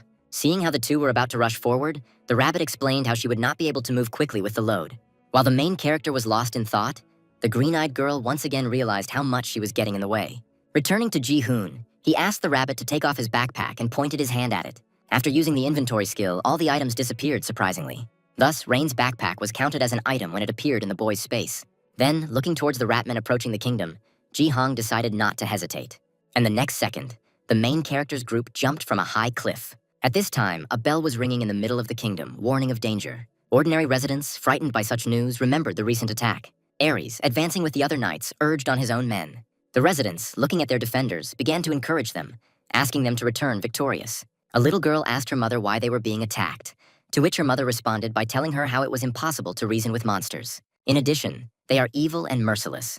So in order to survive, people must become stronger. Seeing such a picture, the holy knight Lib thought about these words. Returning to the main character's group, they continued their high-speed journey. Seeing the face of his companion, Ji-hoon realized that he was already at his limit. Apologizing for his weight, the boy told the dragon to descend smoothly. But the next second, Rizzledrake relaxed all his muscles, which amazed the boy. The duo, who were on the ground, having lost all of their allies, became worried. The main character and the dragons had already landed, raising dust around them. While shielding Rizzledrake from attack, Ji-hong asked if he was okay. In response, he simply showed his happy face, thereby allowing the boy to relax. Standing up, the blonde man wondered where they had ended up. When the dust cleared, something amazing appeared in front of the boy. The allies showed up and were curious if the boy and the little dragon were okay. Finding themselves nearby and seeing Ji-hoon's strange face, they became curious about what had happened. And there was a huge number of corpses of ratmen, which greatly shocked everyone. Looking at the area ahead, they asked themselves one question. What happened here? Most of them were killed by something sharp. All the wounds were cuts and punctures. Looking at such a truly terrible picture, the main character realized. How was he destined by fate to see such a huge number of corpses again? At that very moment, Ji-hoon remembered the first day he appeared in this world. From that moment on, the boy noticed how, when looking at the corpses, he felt nothing inside, as if it had become habitual. Rain, seeing this whole picture, immediately realized that the stomping was coming from this place. Then the rabbit heard the sounds of pain from the surviving ratman. Without wasting any time, the two beastmen rushed to the aid of their brother. Having received first aid, the same ratman thanked his rescuers. Having given what was needed, Rhea, not wanting to delay, asked the monster what had happened here. The little rat lifted his head with difficulty, wanting to tell, and saw a boy in front of him. At that very moment, the outline of a person's face appeared in his head. Wanting to save his life, the ratman rushed at the man, deciding to end it. Feeling restrained, the monster asked his relatives why they were stopping him. In response to this, the fox told the rescued one to look more closely. Then he realized that the boy in front of him looked like a human, but felt like a monster. The main character shared that he and his group were following the trail of monsters. Then Ji-hong asked the ratman opposite him what had happened here. Recalling the recent massacre, the little rat began to tell the story of one man in armor. They were all defeated by humans. They were the real royal knights. As they advanced towards the castle, the crowd of ratmen came across armored opponents. The main little man among them immediately ordered to attack, after which a fierce battle began between monsters and people. Only these royal knights, possessing enormous power, began to cut down everyone in a row. At this time, somewhere in the middle of the huge field, dull blows were heard. The chief of the rats shared with his brothers how by this hour, 8 villages had already been destroyed. Archers appeared on the walls of the fortress, aiming at the enemy. Ares himself, not wanting to endure it, told the monsters to quickly approach the execution. Returning to the leader of the rats, he declared that today they would avenge the dead. A large crowd of monsters waited for the order to attack, and people waited for enemies. The rat man in the cloak shared how it all started with the man with the lip ring. This man in armor was the cause of all the massacre of his fellow men that had taken place. This whole terrible battle between monsters and people was only for one reason. The man with the lip ring wanted to get some purple stone. Hearing this, the protagonist immediately realized that this thing was an ES rank stone. Looking at the sky, the blonde noted how the sun was setting. On the other side of the kingdom's walls, a vast army of monsters burned with rage. Without thinking about standing still any longer, the rat leader ordered an attack. Thus, the battle between humans and monsters began. A devastating hail of arrows was sent at the fleeing ratmen. A pile of corpses began to form in front of the walls, but the monsters did not stop. Suddenly, the familiar spear belonging to Ares began to glow with fire, after which the firewall skill, which is a beam, was activated. Seeing his losses, the leader of the rats wanted to take revenge on the people with at least his last strength. Having traveled to the past, the rat man in a cloak, having unimaginable wounds, wanted to stop the knight. Only they just took and left, as if they didn't care about him at all. For those who got what they wanted, they were expendable. The knights considered them insignificantly weak. I listened to this story from the monster opposite, and the main character saw himself in it. When the boy was still young, many people wanted to take advantage of his position. Even after they received benefits, they shared them as they only used Ji-hoon and nothing more. And after this, no one was found who wanted to help him. His classmates, on the contrary, tried to avoid the boy. Remembering his past as a blonde, he concluded that every person thinks only about his own benefit.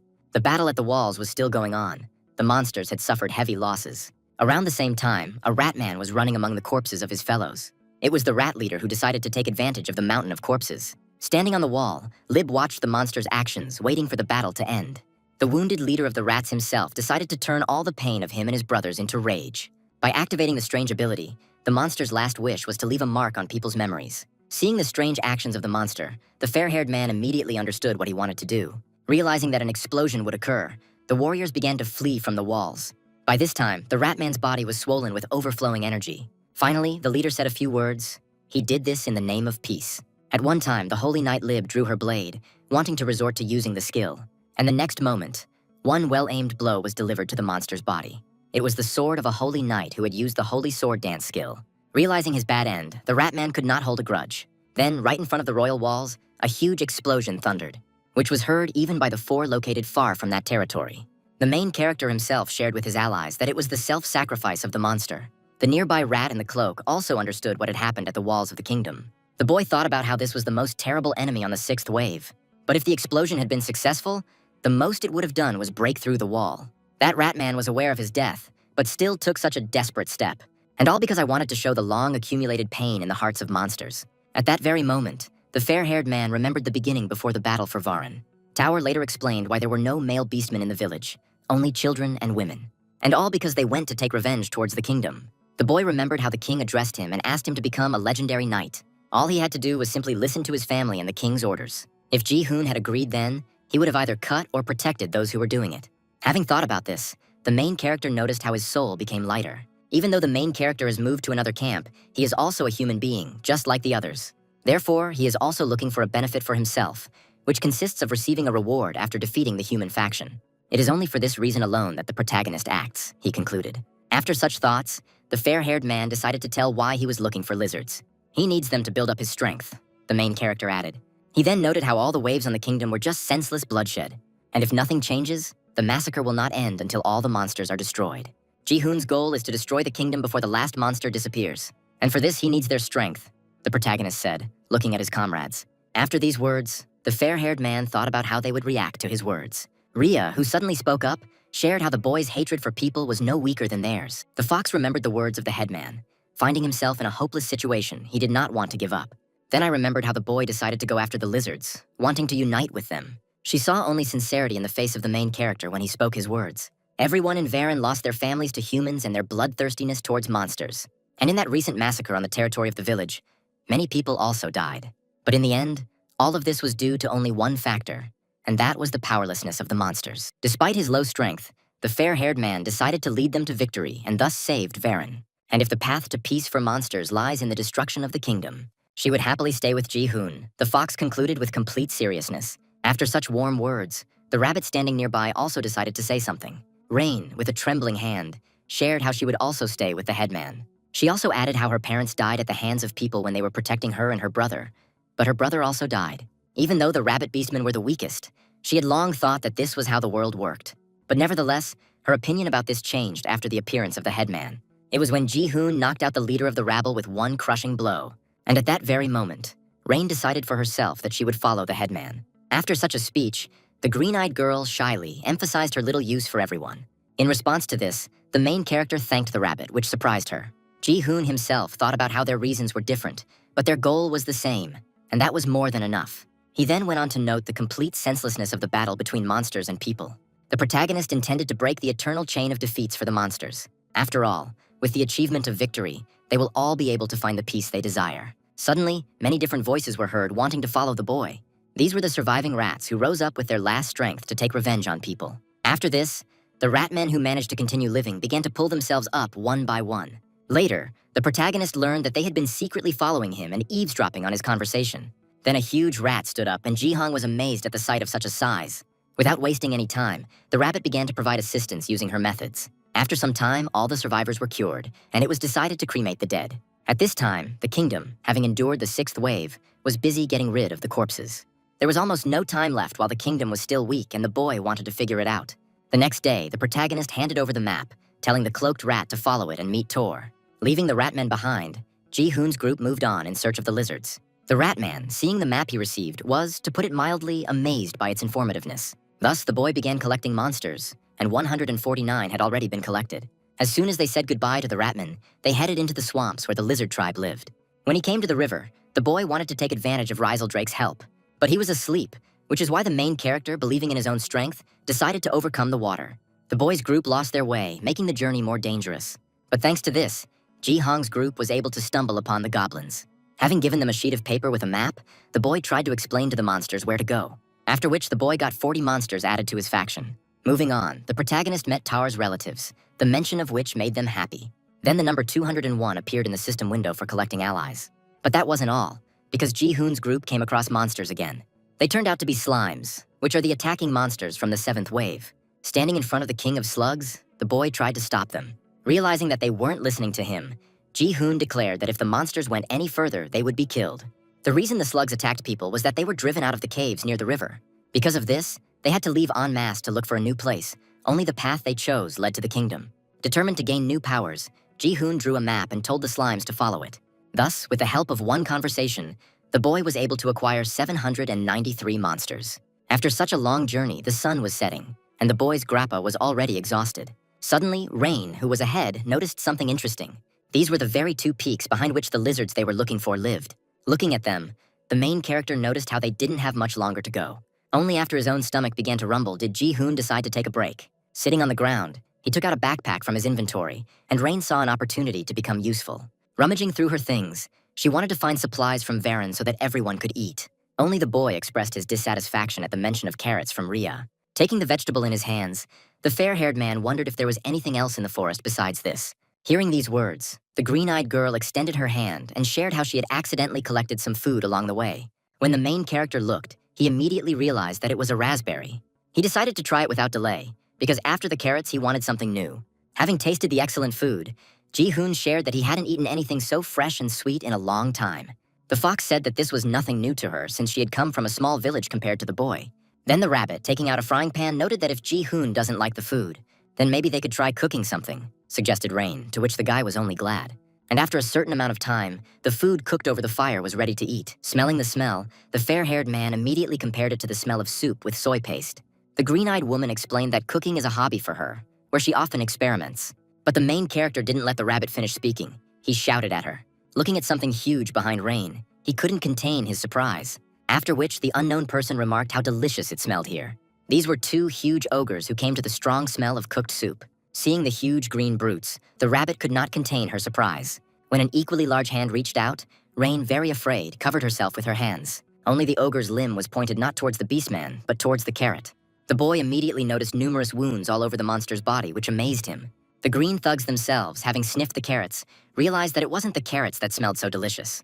Then one of the 2 saw a saucepan and assumed that the smell was coming from it.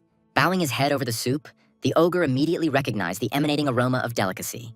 Deciding to try it, the green brute, unaware of the high temperature, grabbed the pan with both hands. And a second later, the ogre threw the hot soup on the ground, burning his hands. Watching this picture, I thought that I knew that these monsters were not endowed with a strong mind, but I was interested in how they survived. Then, when one green brute was feeling pain, the other decided to eat. The main character himself, without wasting any time, decided to activate the Eye of the Lord. It turned out that these 2 had B rank and fairly high levels. Returning to the ogre who wanted to eat, he, not learning from his brother's mistakes, grabbed the soup. At this time, there was someone else in the forest who heard the sounds of pain from the ogres. Then the collected containers of apples ended up on the ground, causing the fruits to scatter. That stranger headed towards the boy and the green thug. When the blonde man tried to gain the monster's trust, Rhea felt the urge to kill, and the next moment the fox took the blow, trying to save the elder. Using her claws, Rhea blocked the blow and asked the stranger who he was. The main character, seeing the ears of the guest who appeared, immediately understood which paradise he belonged to. It turned out to be a dark elf, and Ji-hong was greatly surprised at the sight of him. The green-eyed man himself, without thinking of wasting time, passed the annoying fox's block. And then the long-eared one whispered just 2 words: "Shackles of darkness." Looking at the stranger who had passed her protection, Rhea asked what he was doing, after which the white-haired girl felt a strange feeling. Her body stopped moving. Returning to the elf, he had already aimed his dagger straight at the protagonist's throat. Watching the approaching danger, Ji-hoon became seriously scared. Deciding to take the fatal blow, the boy summoned his weapon from his inventory. At the sight of the strange blade, the elf noted the colossal amount of mana. Then the fair-haired man asked the stranger why he attacked, but he was also interested in why the boy attacked the ogres. Hearing such a question, the main character could not understand what the elf was talking about. The next moment, the long-eared one struck, thereby opening the enemy. Watching the stranger's actions, Ji-hoon immediately realized that he intended to make a slashing blow. And after these thoughts, a skill called Darkness Cleave was directed at the boy. But at this time, in the middle of the forest, there was someone else who was interested in the surge of energy. Moving towards the duo, behind the main character, there was a huge crack in the cobblestone. Surprised by the boy's evasion, the elf assumed that he knew about his blind spot. Once they were at a distance, the two again asked each other why they had attacked. Hearing about his attack on the ogres, Ji-hong was surprised, to say the least. At that very moment, the protagonist remembered the many wounds on the monsters' bodies. Then the elf, noticing the ogre's reddened hands, asked the boy if he really thought he was blind. The boy himself tried to explain to the stranger that he had done nothing. Only when the long-eared one heard about the stupidity of the ogres did he become angry. Realizing that it would not be possible to simply come to an agreement, Ji-hoon decided to ask the victim. Having heard the ogre say that he was innocent of his wounds, the boy expected the elf's reaction. Long-eared asked the thugs again if they had injured them, to which they received a positive answer. And then the long-eared one declared that it was impossible to take advantage of the ogre's low intelligence. When the main character tried to justify himself, the elf had no intention of listening to his words. But Ji-hoon also didn't want to be defeated by some stranger. Using the dark energy contained in the blade, the boy attacked the enemy. Having reached the shoulder of his target, he once again declared his innocence. Suddenly, the boy felt a strange feeling. He immediately realized that he had dealt critical damage. The elf himself, having shed his blood, realized that his opponent was stronger than he thought. While the long-eared one decided to give it his all, the fox standing nearby wanted to rush towards the headman. But that strange feeling didn't go away. Rhea still couldn't move. The elf, touching the enemy's shoulder, imposed the same effect on him.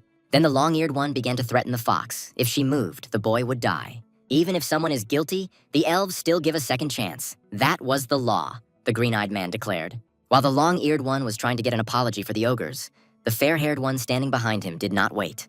Looking at the incomprehensible face, the protagonist once again declared his innocence. And the next moment, a blow from the hilt of a dagger struck the stranger on the head. The 2 ogres, worried about the elf, noted the loss of the strong Leo. Leo himself could not believe that his effect had no effect on the boy. Trying to recover, he, not believing himself, assumed that he was stronger. Not daring to agree with his own thoughts, the elf clenched his jaw in overwhelming anger. Only when the long-eared one tried to rush forward, his hand was already grabbed. It was Rhea who ordered the stranger who had attacked them not to move. The protagonist was thinking about how the Dark Shackles was a cheat skill that would bind a lower-ranked enemy. But against a target of equal or higher rank, the chance of success drops sharply. This elf also examined all the members of the group and then chose the boy as a target, checking his characteristics. As for the main character's stats, all experience gained from battles was distributed into critical strike chance and damage. But what was most striking was that the fair-haired man had neither rank nor attribute. At least Ji-hoon managed to avoid the worst-case scenario for himself and his allies.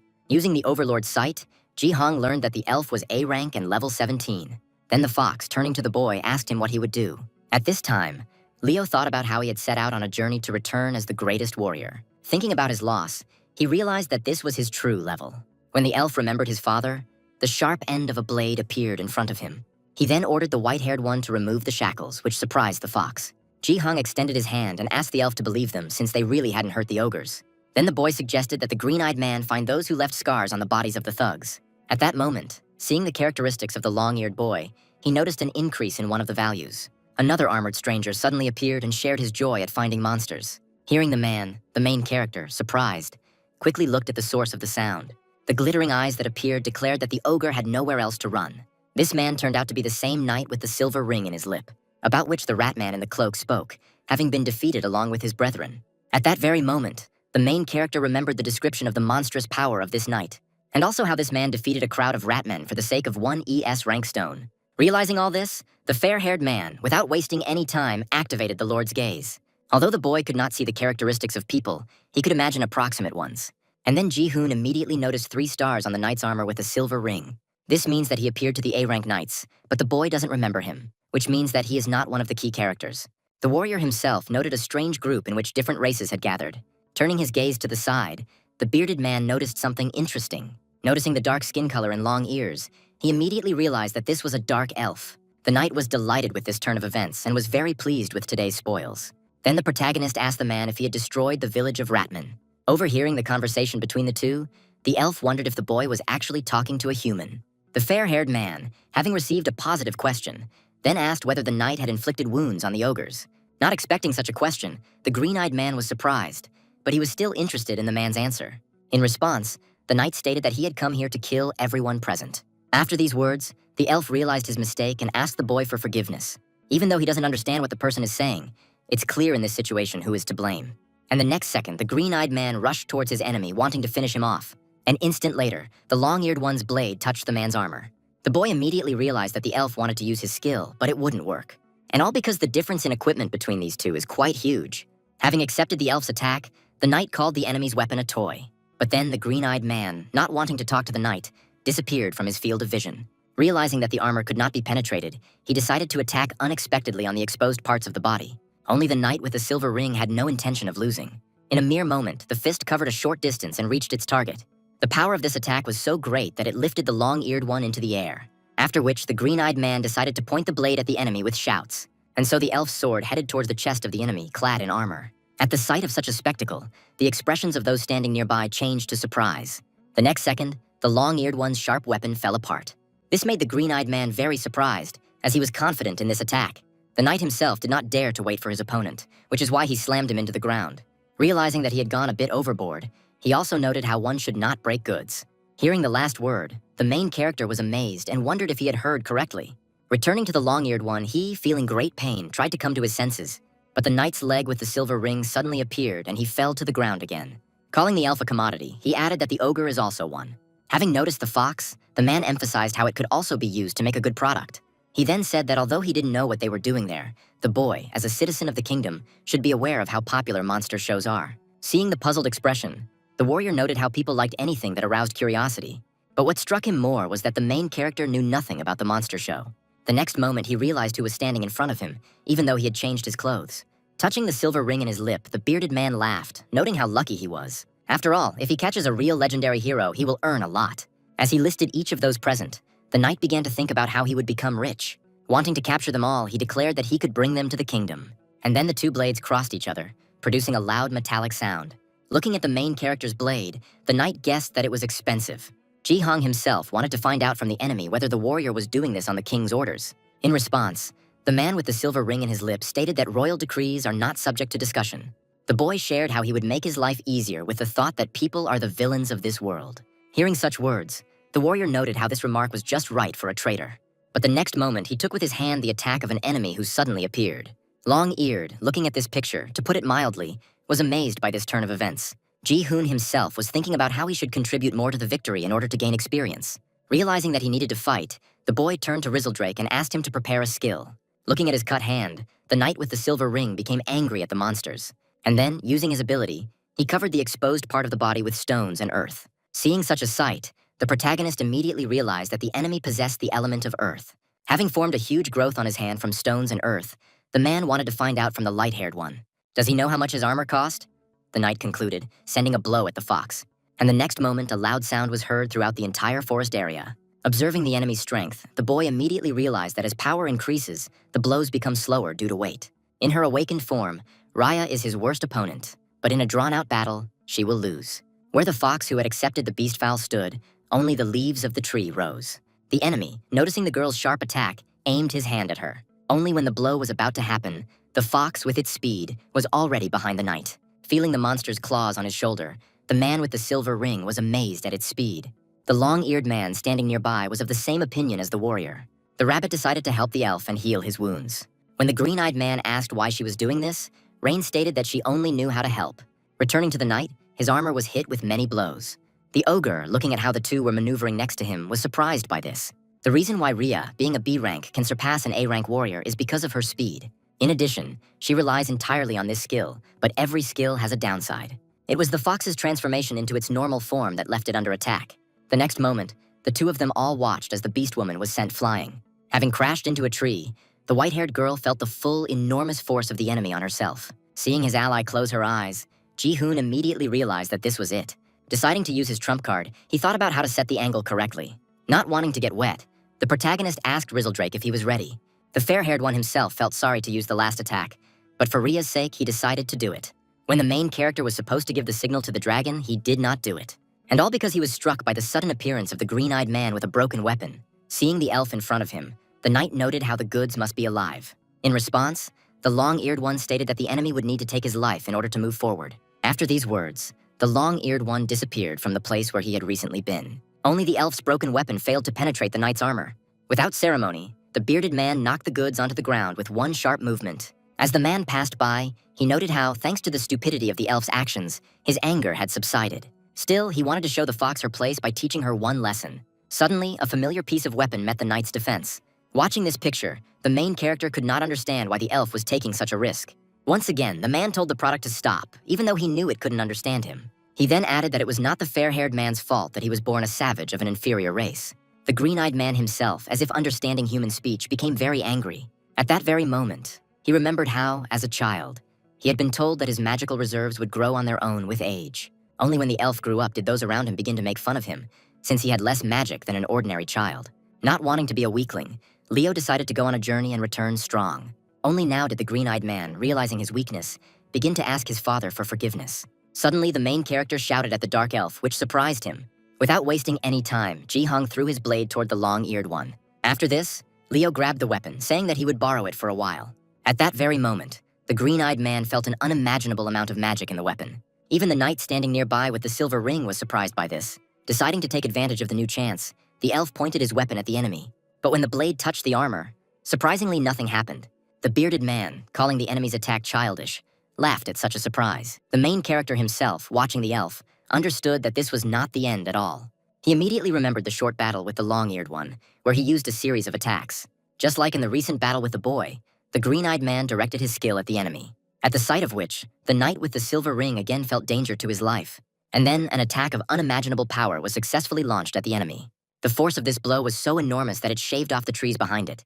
The rabbit, who was trying to heal Rhea at that moment, was, to put it mildly, surprised. The main character, along with Rizzledrake, changed her face to the same emotion. Then, amidst the scattered dust, a bearded man appeared in very bad condition. A second later, the man felt colossal damage and fell to the ground. Ji-hong thought about how this elf had become several times stronger. Even Leo himself didn't immediately believe that he had managed to deliver such a powerful attack.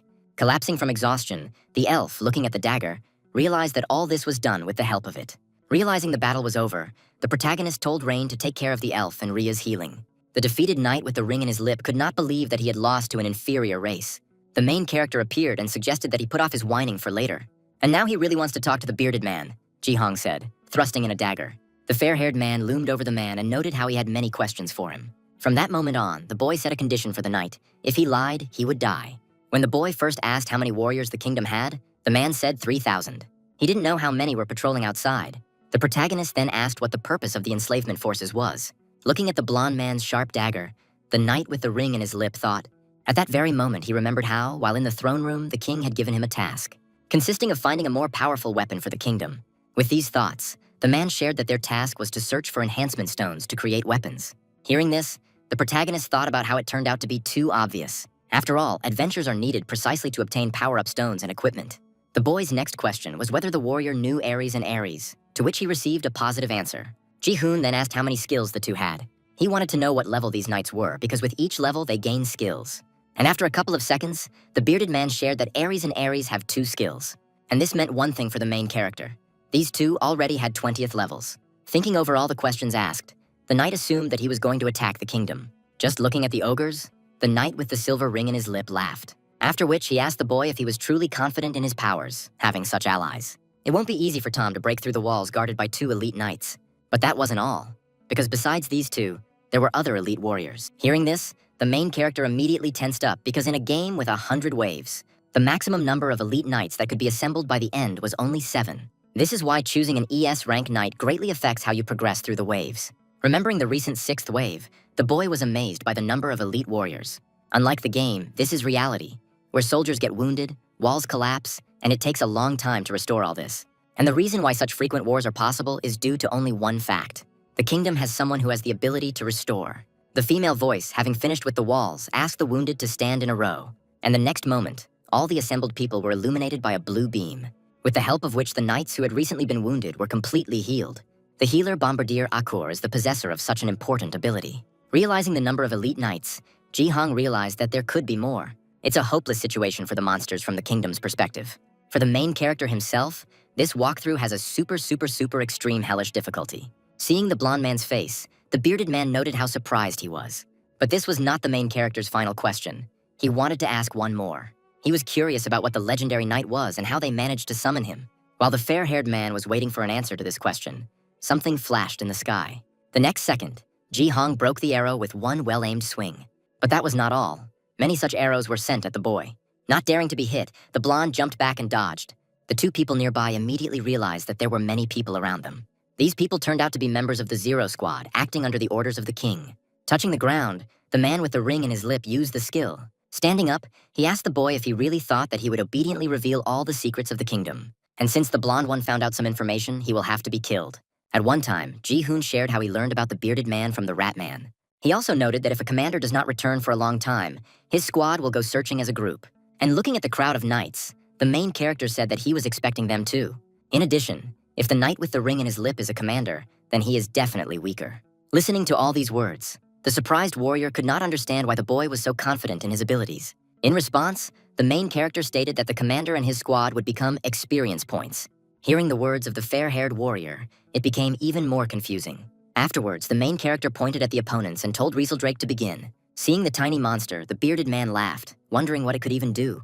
And then the commander of Squad Zero ordered his men to capture everyone. Rieseldrake himself began to focus his power into the dragon's breath ability. The knight with the silver ring tensed up at the sight of the suddenly appearing red glow. But the next moment, a beam of colossal energy struck the people. The already disappearing bearded man could not believe such an incredibly powerful attack. The rabbit and the elf were amazed at such a powerful blow to the enemy. In a few moments, there was no trace of the little people left. Following such a powerful attack, a fatigue effect was inflicted on Rieseldrake. The main character, having received the desired result, praised the dragon for his work. The blonde man's thoughts were occupied with one thing. All areas of the group had increased their levels. But this seemed too small to the boy compared to how many knights they had destroyed. And yet, beyond the experience, Ji-hoon saw a whole path of power-up stones in front of him. Seeing such a quantity, he was struck by one purple stone. Having picked up a few, the boy learned something new for himself. The stones don't break even from the dragon's breath. Without hesitation, the protagonist ordered his comrades to collect all the loot. The fair-haired man himself, having called up the system window, decided to look at the levels of the group members. From them, he learned that promotion depends on the rank of the character who made at least a small contribution to the victory. Upon learning that Rieseldrake had reached level 10, Ji-hong was overjoyed, as the dragon would now have a second skill. When the boy saw him, he couldn't believe that such a thing existed. Meanwhile, unexpected changes were taking place in the village of Varen. Tower, using the night buff for a pitiful blow, chopped down tree trunks. Feeling an unexpected surge of strength, he wondered what had happened. Then the Beastman saw a whole crowd of gathered ratmen in front of him. Returning to the main character, he decided to first sort out the differences. Turning to the elf, Ji-hong asked him why he fought so fiercely. After all, it was clear from his actions that this was not only to protect the ogres, but also for Rhea. In response, the long-eared one, looking down, shared how sorry he was about what he had done to the boy. Having said goodbye, the green-eyed man said that the lost ones needed to be taken to the sea. But Leo himself was thinking about only one thing. It was his weakness. No matter how much he trained, his magical power remained unchanged. But having survived the last blow dealt to the knight with the silver ring, he managed to find a way to become stronger, the elf concluded. Suddenly, the main character asked the long-eared man if he didn't have enough magical powers. Using the Lord's sight, he learned that the amount was less than 1/10 the magical power of an ordinary dark elf. Hearing these words, the green-eyed man asked the boy how he knew. In response, the boy shared how he had a special skill that allowed him to see this. The elf noted how, knowing this, he now felt as if the boy could see right through him. Holding the dagger in front of him, the main character said that it was unusual. It adds magical power and increases the power of magical attack. Having remembered why he became stronger, Leo said that he knew this information before. Then the fair-haired one declared that he would give it to the long-eared one, which surprised him. Wanting to know the reason for such generosity, the elf asked Ji-hoon why he decided so. In response, he said that he would give up the dagger, but the long-eared one would fight with him. Taken aback by such words, Leo recalled how dark elves do not unite with other races. Then the main character reminded how the elf wants to become even stronger. Although he has little magical power, he has much more physical power than others. After which, the green-eyed man noted how the boy spoke as if he really saw right through him. The boy was right, because dark elves who do not have magical powers are treated like trash, which is why he went on a journey. Having learned about this, the main character declared that it was now decided, but Leo did not understand what he was talking about. And then Ji-hoon added that he would do so to compensate for the elf's lack of magical powers. After all, he can continuously increase the magical power of weapons with the help of enhancement stones. And then Leo was suddenly illuminated by a red glow that appeared, which surprised him. But unfortunately, this attempt turned out to be a failure, to Ji-hoon's surprise. Not wanting to stop, the protagonist tried to level up his weapon again. This time, the attempt was successful, and Leo noticed a magical increase. By demonstrating the increase in magical power in real life, the boy confirmed his words. The elf thought about how he could truly become stronger with the help of this weapon. And deciding on such a proposal, the green-eyed man said that he would serve for 10 years, but only for such a short period. The protagonist, in response, shared his opinion as he agreed for a short period. A moment later, the boy realized that 10 years was not enough for an elf. Then the green-eyed man decided to call himself the boy. His name is Leonard Bell Leon. Thus, Ji-hoon found 3 comrades, due to which the quest was almost completed. The next moment, Rhea and Rain showed them bags filled with power-up stones. Besides this, the fox was able to find a strange object. But at that moment, a strange sound was heard. It was Leo's stomach rumbling, which made him feel very embarrassed. Then the main character's group, together with their new allies, decided to eat. The total number of stones collected was not as large as in Rhea's house, but there were many high-level ones among them. In addition, they came across an unexpectedly valuable find, a rank stone. Taking one of the blonde ones, he asked Rain to take it for himself. Taking the stone, the green-eyed one immediately recognized it. She and Rhea found it among the others. Having handed over the rank stone, the protagonist told the girl to use it. And the next moment, everyone present was illuminated by a red glow. After which, due to the redistribution of experience, the rabbit's level changed. The girl herself, looking at her hands, shared how she felt a surge of strength. Having achieved the desired result, the protagonist told her to use the next one. Because of this, a red flash suddenly appeared in the middle of the forest again. The next day, they went to the swamp where the lizard people lived. Leonard shared how he led the lost ogres along the waterways to the sea, so it wasn't hard for the boy to convince him to go with them to Varen after finding the lizards. After some time of wandering, the main character shared his fatigue. Addressing Leonard Bell Leon, the boy noted how difficult his name was. When the boy shortened it to just Bell, the rabbit asked everyone to look forward. In front of them, the group saw the outlines of the swamps, which gave them an ominous premonition. Bell immediately noticed how the lizard men were just as strong as the elves, meaning it would be difficult to gather them. Because they are strong, these monsters will not want to serve anyone. Hearing these words, the protagonist emphasized how similar this race is to the long-eared one. After which the boy asked to leave the recruitment of lizards to him, because there was one plan. If the lizardmen remain the same as in the game with 100 waves, they will definitely be able to collect them. Ji-hoon concluded with full confidence. At this time, a scaly one was watching this small group of monsters. A few moments later, the long-eared one, worried about the ogre, shouted at him. While the duo frantically screamed that they were drowning, the elf shouted at them to stop and not go any further. The same scaly person appeared next and noted how difficult it would be for the ogres to pass through here because of the weight. The owner of this voice turned out to be a real lizard man named Linak. Rhea, not daring to follow the trio, also noticed this stranger.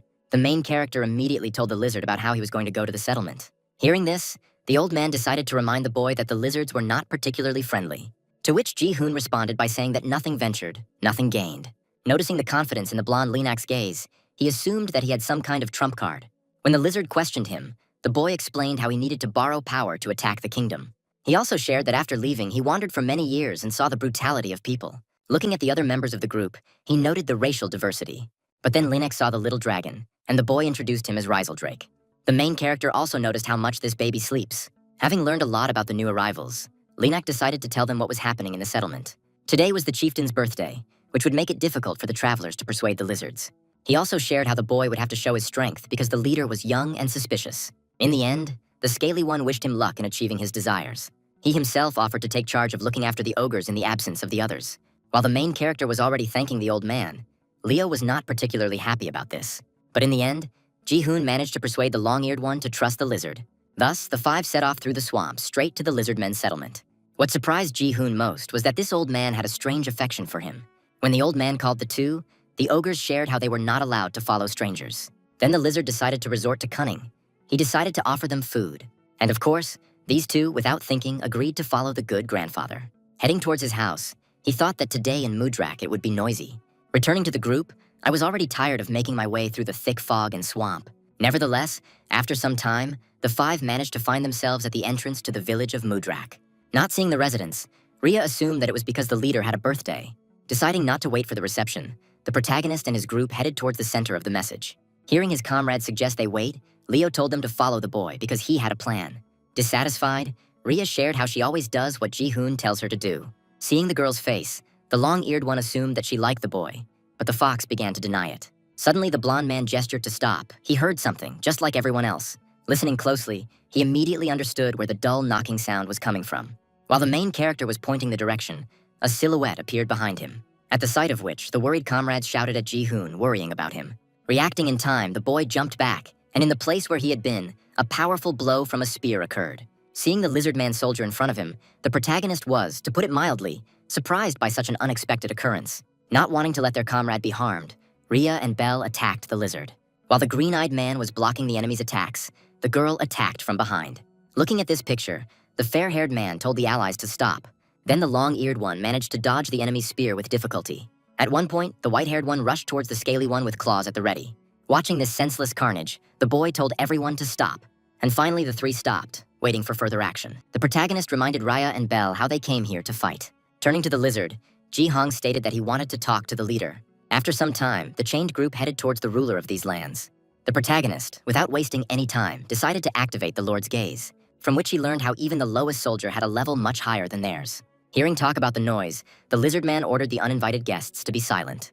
When the two saw the place where all the lizardmen were, they were very surprised.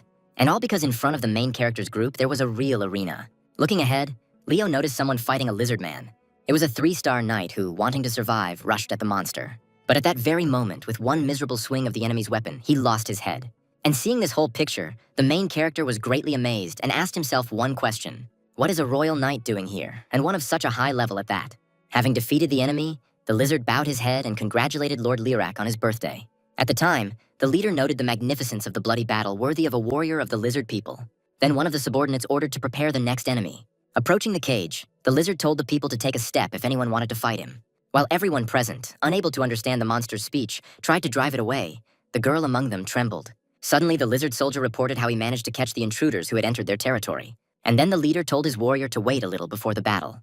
The scaly one standing nearby noted how they, being in the bolts, did not need guests. With these words, he asked those who had arrived why they had come. The main character himself, assessing the lizards, was surprised at the power these monsters possess. But the real shock is who sits right in front of him on the throne. It was the leader of the lizard people, Lirak, who had an ES rank and was at level 36. Still not having received an answer, the leader himself asked the uninvited guests why they were there. And at that very moment, Ji-hoon shared how he needed the strength of the lizards. Hearing these words from the boy, the leader of the lizards burst into laughter. Everyone else present here also laughed at these words. Raya couldn't understand what was so funny about it, but the elf told her not to be angry. After all, the negotiations between them and the numerous horde of scaly ones are just beginning. But all this happens at great risk to their lives. Noting the funny nature of the blonde man's words, Lirak told him to continue. The main character himself was thinking about how they needed to act decisively. If they bend even a little, the whole plan will go down the drain and they will never be able to be equal. This world is built according to the same rules as the game, which means that Ji-hoon meets the main conditions to become the leader of the lizards. And the next moment, Ji-hong ordered the lizards to obey him. After such a sharp statement, the lizard soldier put the tip of his spear to the boy's throat.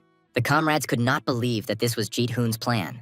Not wanting to listen to the boy any longer, the lizard suggested cutting his throat. Only in response did Lirak tell his comrade to stop and lower his weapon. After all, his choice is the choice of the entire people, he decides, and the rest follow him.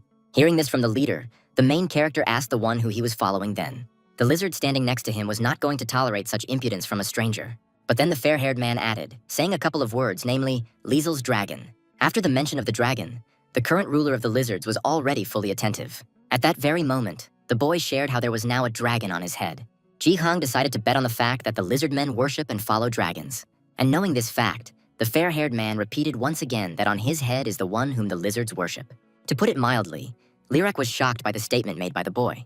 He couldn't believe that the greatest being was in front of him. At the same time, cries began to circulate among the lizards about the lack of truth on the side of the uninvited guests. Seeing Leo's surprised face, the girl couldn't believe that having seen the dragon's attack, he still didn't understand this. He then noted how this legendary race had disappeared more than 100 years ago. They possessed enormous wings and no less enormous strength. With one breath, dragons could wipe out an entire village from the face of the earth. But when you look at Rieseldrake's sleepy face, it's not even clear what this race belongs to. Lirak agreed with the boy's words about their loyalty to the worship of dragons. Only the creature on the blonde man's head was not the same, he stated. The other lizards asked the stranger how he dared to pass off this monster as a dragon. And at the same time, the inhabitants of these lands were eager to kill these liars. The comrades turned to the headman and asked him what they should do now. The boy himself was surprised that the leader of the lizards could not recognize the dragon. But then Ji-hoon had the thought that he was simply pretending not to know. Then the lizard man soldier pressed his weapon, causing the boy to bleed. Suddenly, Lirak ordered to stop, because he had come up with something funny. Having counted 4 strangers, he decided to force them to fight with the 4 remaining people. And after a few seconds, the leader ordered the remaining people to leave the cage. A few moments later, 4 people doomed to execution appeared. Lirak shared how the 4 had recently broken into Mudrak and tried to steal their treasure. In addition, these pathetic people dared to brutally kill a young warrior. With these words, the leader of the lizardmen ordered the 2 sides to fight, and those who manage to achieve victory will thereby be able to save lives. When the elf wanted to oppose this decision, one of the lizards noted how the violators have no choice. The main character himself, addressing the leader, declared that his ignorance did not matter, because with his own strength he will prove the truth of his words. What Ji-hoon wanted most was to demonstrate the dragon's true strength. Then the lizards threw weapons to the people to make the battle more interesting. The knights themselves were only glad to get the opportunity to survive by defeating the enemy. The blue-haired girl standing behind could no longer look at how everyone was suffering. The man in armor noted how everyone except the dark elf looked weak. Wanting to be the first to win, the blonde man became curious about who would be his opponent from this beast. As if understanding human speech from his arrogant face, Rhea became very angry. Addressing the boy, the lizard told him to translate for the knight that the battle was for survival. After listening to the fair-haired man, the knight told the opponents to choose the first candidate. Judging by the number of stars among all the knights, this was the weakest, Ji-hoon concluded. So, Rain will have to fight this rabble, thought the main character, telling her to come forward. Seeing the rabbit's frightened face, Ji-hoon emphasized how much stronger she had become during this time. After which, the green-eyed girl remembered how the captain gave her strength to fight. After that, something definitely changed, the rabbit concluded. Not wanting to remain a porter any longer, Rain decided to show her importance in the group. Having learned who would be the participants on both sides, the lizard told the others to leave the arena. Ji-hoon himself recalled how the leader of the lizards had recently confirmed their faith in dragons. And to harden the Rieseldrake race, the boy has 2 whole cards. But after rank up, this is a chance for Rain to gain real combat experience. The blonde, seeing his opponent, could not believe this outcome. At one point, the rabbit already regretted agreeing to the fight. The knight exhaled heavily, because this battle would be too easy for him, because rabbits are the weakest race of monsters. And a few moments later, the lizard judge announced the beginning of the battle between man and monster. Activating his power, the blonde was confident that 1 blow would be enough for him to win. After which, using a lightning-fast dash, he closed the distance. And the next second, there was a rather strong impact that created a roar. Worried about the green-eyed girl, Rhea called out to her friend, wanting to know her condition. Ji-hoon thought that for Rain, who was a D rank, this was an incredibly powerful blow. But now everything is completely different because she already has B rank. The rabbit herself, fearing for her own life, dodged with the help of Spheroform. The protagonist watched as the second-level skill dramatically increased his stats. As for the knight himself, he did not want to put up with the fact that some monster dared to disgrace him. Wanting to finish off the fluffy one, the blonde rushed towards his opponent. The green-eyed girl, looking at the approaching man, became very scared. But at the same time, she remembered the captain's words about how her strength had increased. And knowing this, the rabbit no longer intended to tuck her tail in front of danger. She didn't want to lose anyone else close to her because of her own helplessness. Realizing that running away was not an option, Rain decided to launch her first attack. At that very moment, to the blonde's surprise, a fire appeared out of nowhere in front of him. Watching this picture, the protagonist immediately realized that this was Rain's new skill. Then, in a split second, the blonde was able to see the rabbit's flaming paw. And a moment later, the arrogant knight was sent flying with 1 blow. The rest of the girl's comrades were amazed at such an unexpected revelation of powers. Ji-hoon only thought that if things went wrong, he would intervene by demonstrating the power of the dragon. But he couldn't even imagine that the green-eyed one could actually win. When she was reincarnated, Rain couldn't believe she had such power. Having won, she immediately rushed to the captain, expecting praise. The main character was only happy to congratulate the green-eyed girl on her victory. Now she had become the strongest rabbit beastman in this world, which made her incredibly delighted. During this battle, Rain gained a lot of experience, which is why she was already level 18. The elf thought about how the beast woman managed to gain such strength without much training. Then he remembered their first meeting, where Rain declared that she could do nothing but help her comrades. Looking at Ji-hoon, he noted how his strength lies in making others stronger. Thus, the winner of the first battle was the rabbit beastman. The blonde was still alive, so he wasn't going to lose so easily. But no one was going to listen to this knight, because his fate had already been decided. The same blue-haired girl shared out loud how she could no longer watch this. The lizard man soldier told the people to choose the next candidate for the fight. It turned out to be the same girl who immediately headed towards the arena. Even the lizard man was stunned by the human's determination to throw himself into battle. The elf noted how the girl slipped through and into the arena in a mere moment. The boy thought about how he didn't know who the knight with the ring was, but he knew this warrior well. And all because this is the yellow current blade of the beauty Kalhera. At first glance, there is nothing special, and at first, it may even seem different. But in reality, this blue-haired girl is completely obsessed with fighting. Or, put another way, a sadistic character who gets pleasure from causing pain to others. Having noticed and pointed to one of the remaining 3 participants, Kalhera wanted to ask him, does the leader of the group of monsters want to fight her? The boy tensed up at these words. Then the blue-haired girl rephrases her question, asking if the boy wants to play with her. Seeing the strange look this girl directed at Ji-hoon, the fox became curious about what she wanted. The lizard men also asked the boy what the blue-haired girl had said. Having told the girls about their intentions to fight him, they told him to come down. Kalhera, a high-ranking knight with an A rank, was also equipped with special equipment. Even among A ranks, she is on a completely different level. No matter how strong she is, at this level she still won't be able to resist Dragon's breath. All that the main character will need to do is deprive the girl of her dash. Thinking about all these factors, Ji-hoon decided to participate with Rizal. Having learned that these two only fight together, the blue-haired one was even glad. Turning to Bell, the protagonist told him that he would lend him his weapon for the fight. When the elf noted the enemy's strength, the boy shared what he knew. Sitting on his throne, the leader of the lizardmen named Lirak was lost in thought. He remembered how long ago, as a child, his mother told him about dragons, and when he grows up, he will be able to use their power, which the lizard was very happy about. Now he watched the main character and the red creature, not understanding whether the boy's words were true. Before the fight began, the fair-haired man decided to clarify something for better understanding. Tom was curious what would happen if some lizard nearby was hurt during the fight. The leader, hearing these words, noted that there was nothing to worry about, because this arena was huge for a human battle. At this time, the blue-haired girl was trying to decide how to kill her opponent. Looking at the main character, many options for a painful death appeared in her head. And a few seconds later, Kalhera shared with the boy that she had made a choice. Watching the red-eyed woman, Leo noticed how strangely she held the blade, after which, lightning energy began to focus in the blue-haired girl's hand. At the sight of the creation of the thunderstream, the long-eared one immediately understood what the man intended to do. The next second, lightning flew past the elf and headed towards the lizard. Looking at the affected area, he realized that if one does not know about such magic, death is inevitable. Only luckily, the lizardman's weapon got stuck in the shield, thus preventing him from dying. Looking at the main character, Leo, I became curious how he dodged. Ria shared with her friend how he didn't even move from his spot. But at the same time, a drop of blood from a cut appeared on the blonde man's cheek. The girl, looking at the boy, shared her surprise and asked one question. Did the boy know that she would miss? Which is why he didn't even dodge. Watching the battle, one of the knights thought about how the blue-haired girl was the captain's second in command. Kalhera is called the Beauty of the Yellow Stream, but among the knights she is called the Observer-Capturer, continuously inflicting pain on the enemy, with a brutal attack style that slowly leads to death. She never granted her enemy a quick death, but no enemy knew this fact, because there was no one to tell. Looking at the boy, the blue-haired girl shared how she came up with a wonderful idea. First, she decided to get rid of the annoying fly behind the blonde man. Hearing this, the main character became very afraid for his friend's life. Seeing the boy's face, Kalhera immediately realized that this was the right decision. And the next moment, Ji-hoon rushed to help Rieseldrake, covering him.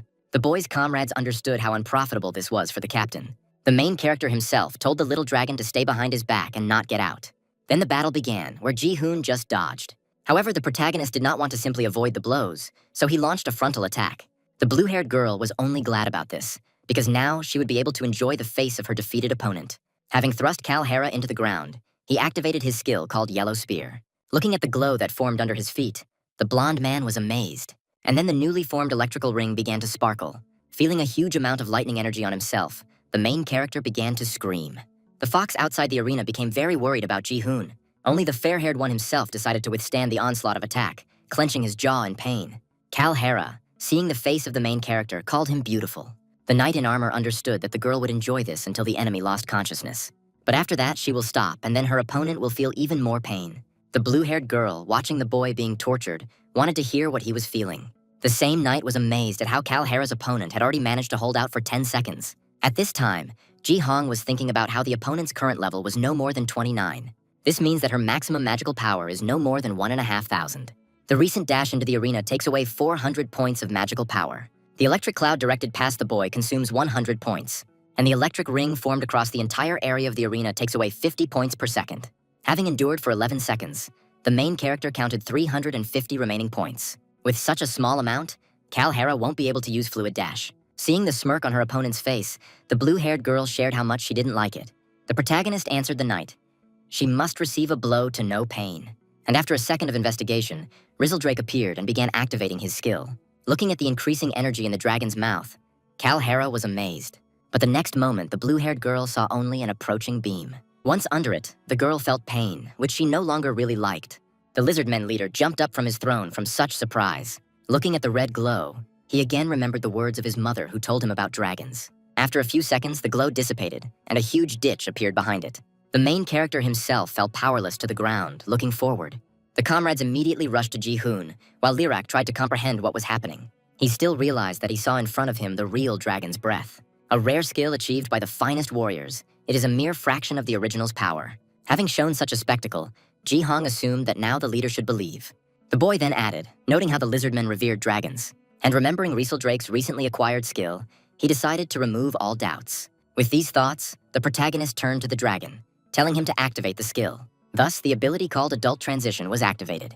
This red beam was visible even outside the settlement in the swamps. Seeing the colored sky, the old man said out loud, "The legend was awakened." Looking up at the sky, the lizardmen gathered around the arena could not believe their eyes. People, watching such a spectacle, also could not contain their surprise. The rabbit and the fox, seeing such a surprise, were of the same opinion. As for the leader of the lizard tribe, he was taken aback, showing it with his whole appearance. And all because the real dragon Rizzledrake appeared before him. Upon seeing which, the main character was also amazed, because it was the boss of the 99th wave. The scaly one raised his head and shared with everyone how he finally saw it. A legend they passed down through their scales and blood for many years. The next second, the same lizard, bending one knee, called himself the leader of the lizard people. After which, turning to the main character, he swore from that moment on to serve as their new master, concluded Lirak, showing with all his appearance the seriousness of these words. The nearby lizardmen followed the same example as their leader. Leo, looking at everyone around him, was amazed that Ji-hong had actually united with the lizards. The main character himself, without hiding his smile, was happy that he was able to achieve what he wanted. Now he became equal to the arrogant king of a miserable kingdom. But the boy was brought out of these thoughts by a sharp flap of wings that raised dust. When the dragon soared, the rabbit underneath him took off. The elf was, to put it mildly, surprised by the dragon's power, because even with the flapping of its wings, it was difficult to stand. Then everyone who was there saw the creature that had emerged from the legends. Only now, that same legendary race was now right in front of them. This time, the main character became the one who created a powerful creature in this world. Suddenly, Ji-hoon remembered the strange black pixels on the dragon's head in the game. That spot was someone's silhouette, the boy concluded, looking at the transformed Rizzledrake. Looking at his little dragon, the main character became very worried about him. Without thinking about letting Rizel fall to the ground, the boy managed to catch him in his arms. While the little dragon was happy to be in Ji-hoon's hands, he began to praise him. Still, the main character felt that this time was not enough, which meant there was something to strive for. At the same time, a system window appeared with the ability to add allies. Thus, the current main quest to create the monster faction has been successfully completed, after which the main character decided to take the reward for completing the task. It turned out to be a genuine A-rank enhancement stone that allows you to upgrade to ES rank. Then another system window appeared. From now on, the boy, having reached the 10th level, gains his existence through the totality of the accomplishments achieved. Upon seeing this text, the main character did not immediately understand what the notification was talking about. Then the next system window appeared, which the boy recognized.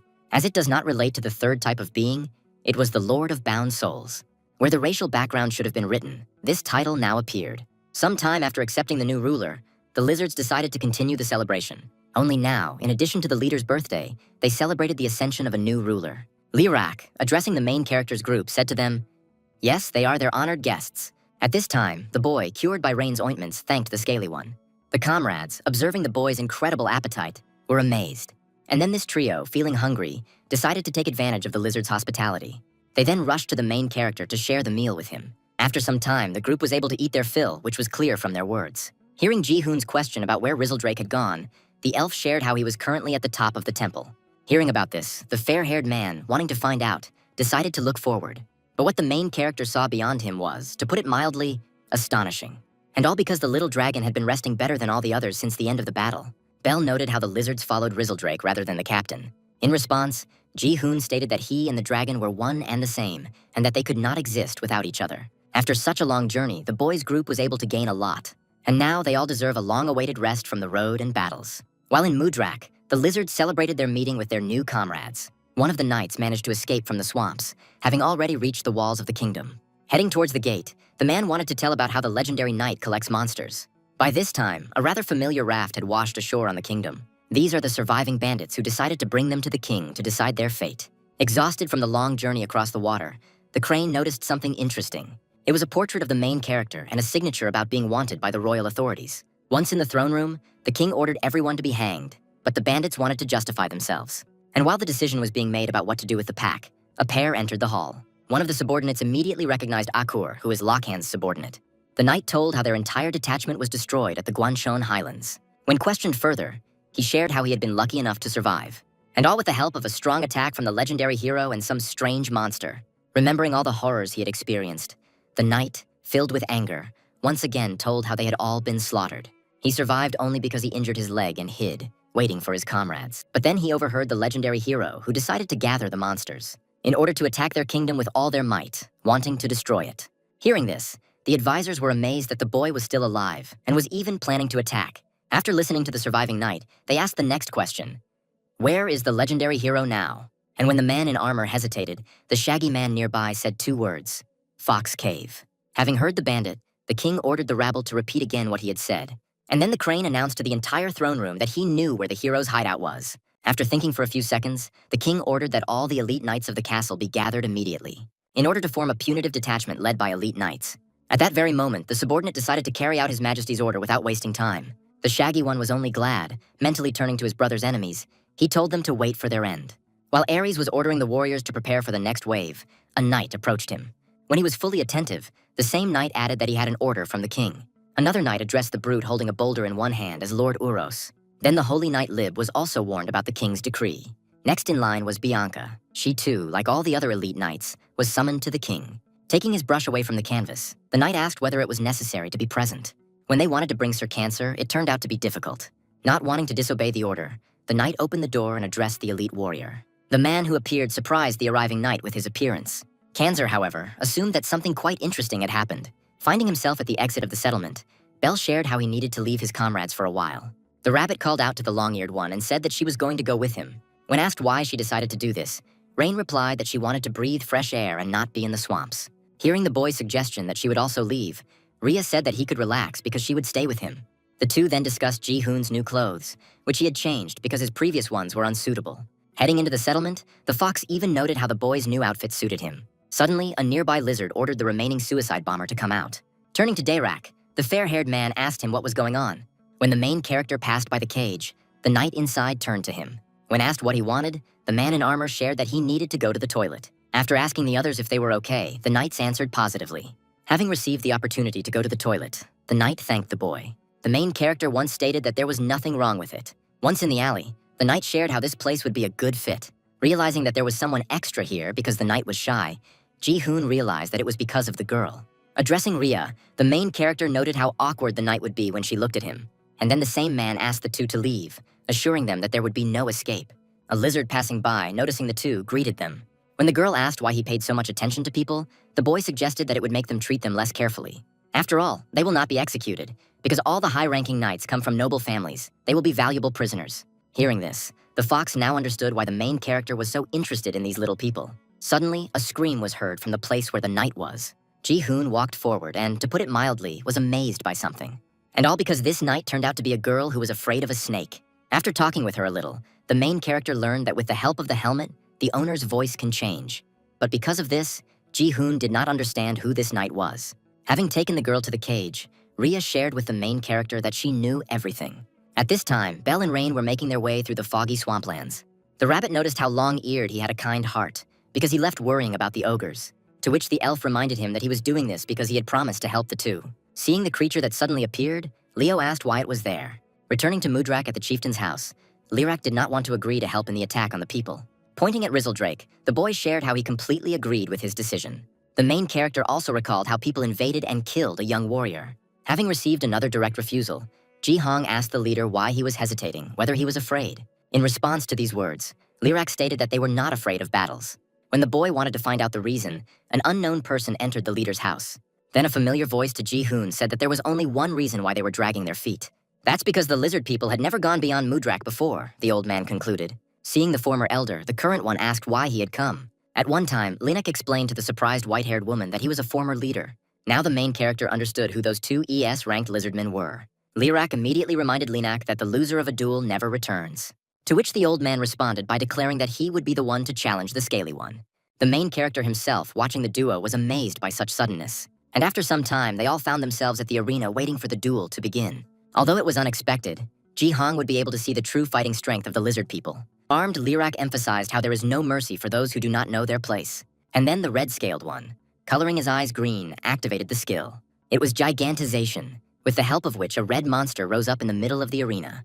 The old man, in response to this, wanted to show the strength of someone who has adapted to the environment. The main character was fully attentive, expecting a spectacular fight. At the same time, his eyes fell on lizardmen in priestly attire. The lizard explained to the protagonist that if a barrier was not placed around the arena, the village could suffer.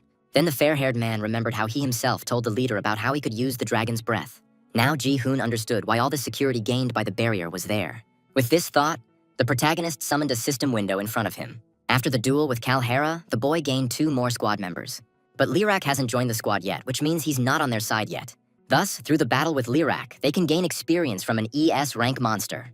When the barrier was completely created, another giant appeared inside it. Looking at the barrier, the duo were amazed that it could even hold back the haze. But what struck them more was a completely different level of transformation. Thus, the 2 scaly giants met in a duel with each other. Not daring to wait for the enemy's attack, Lirak rushed towards his opponent.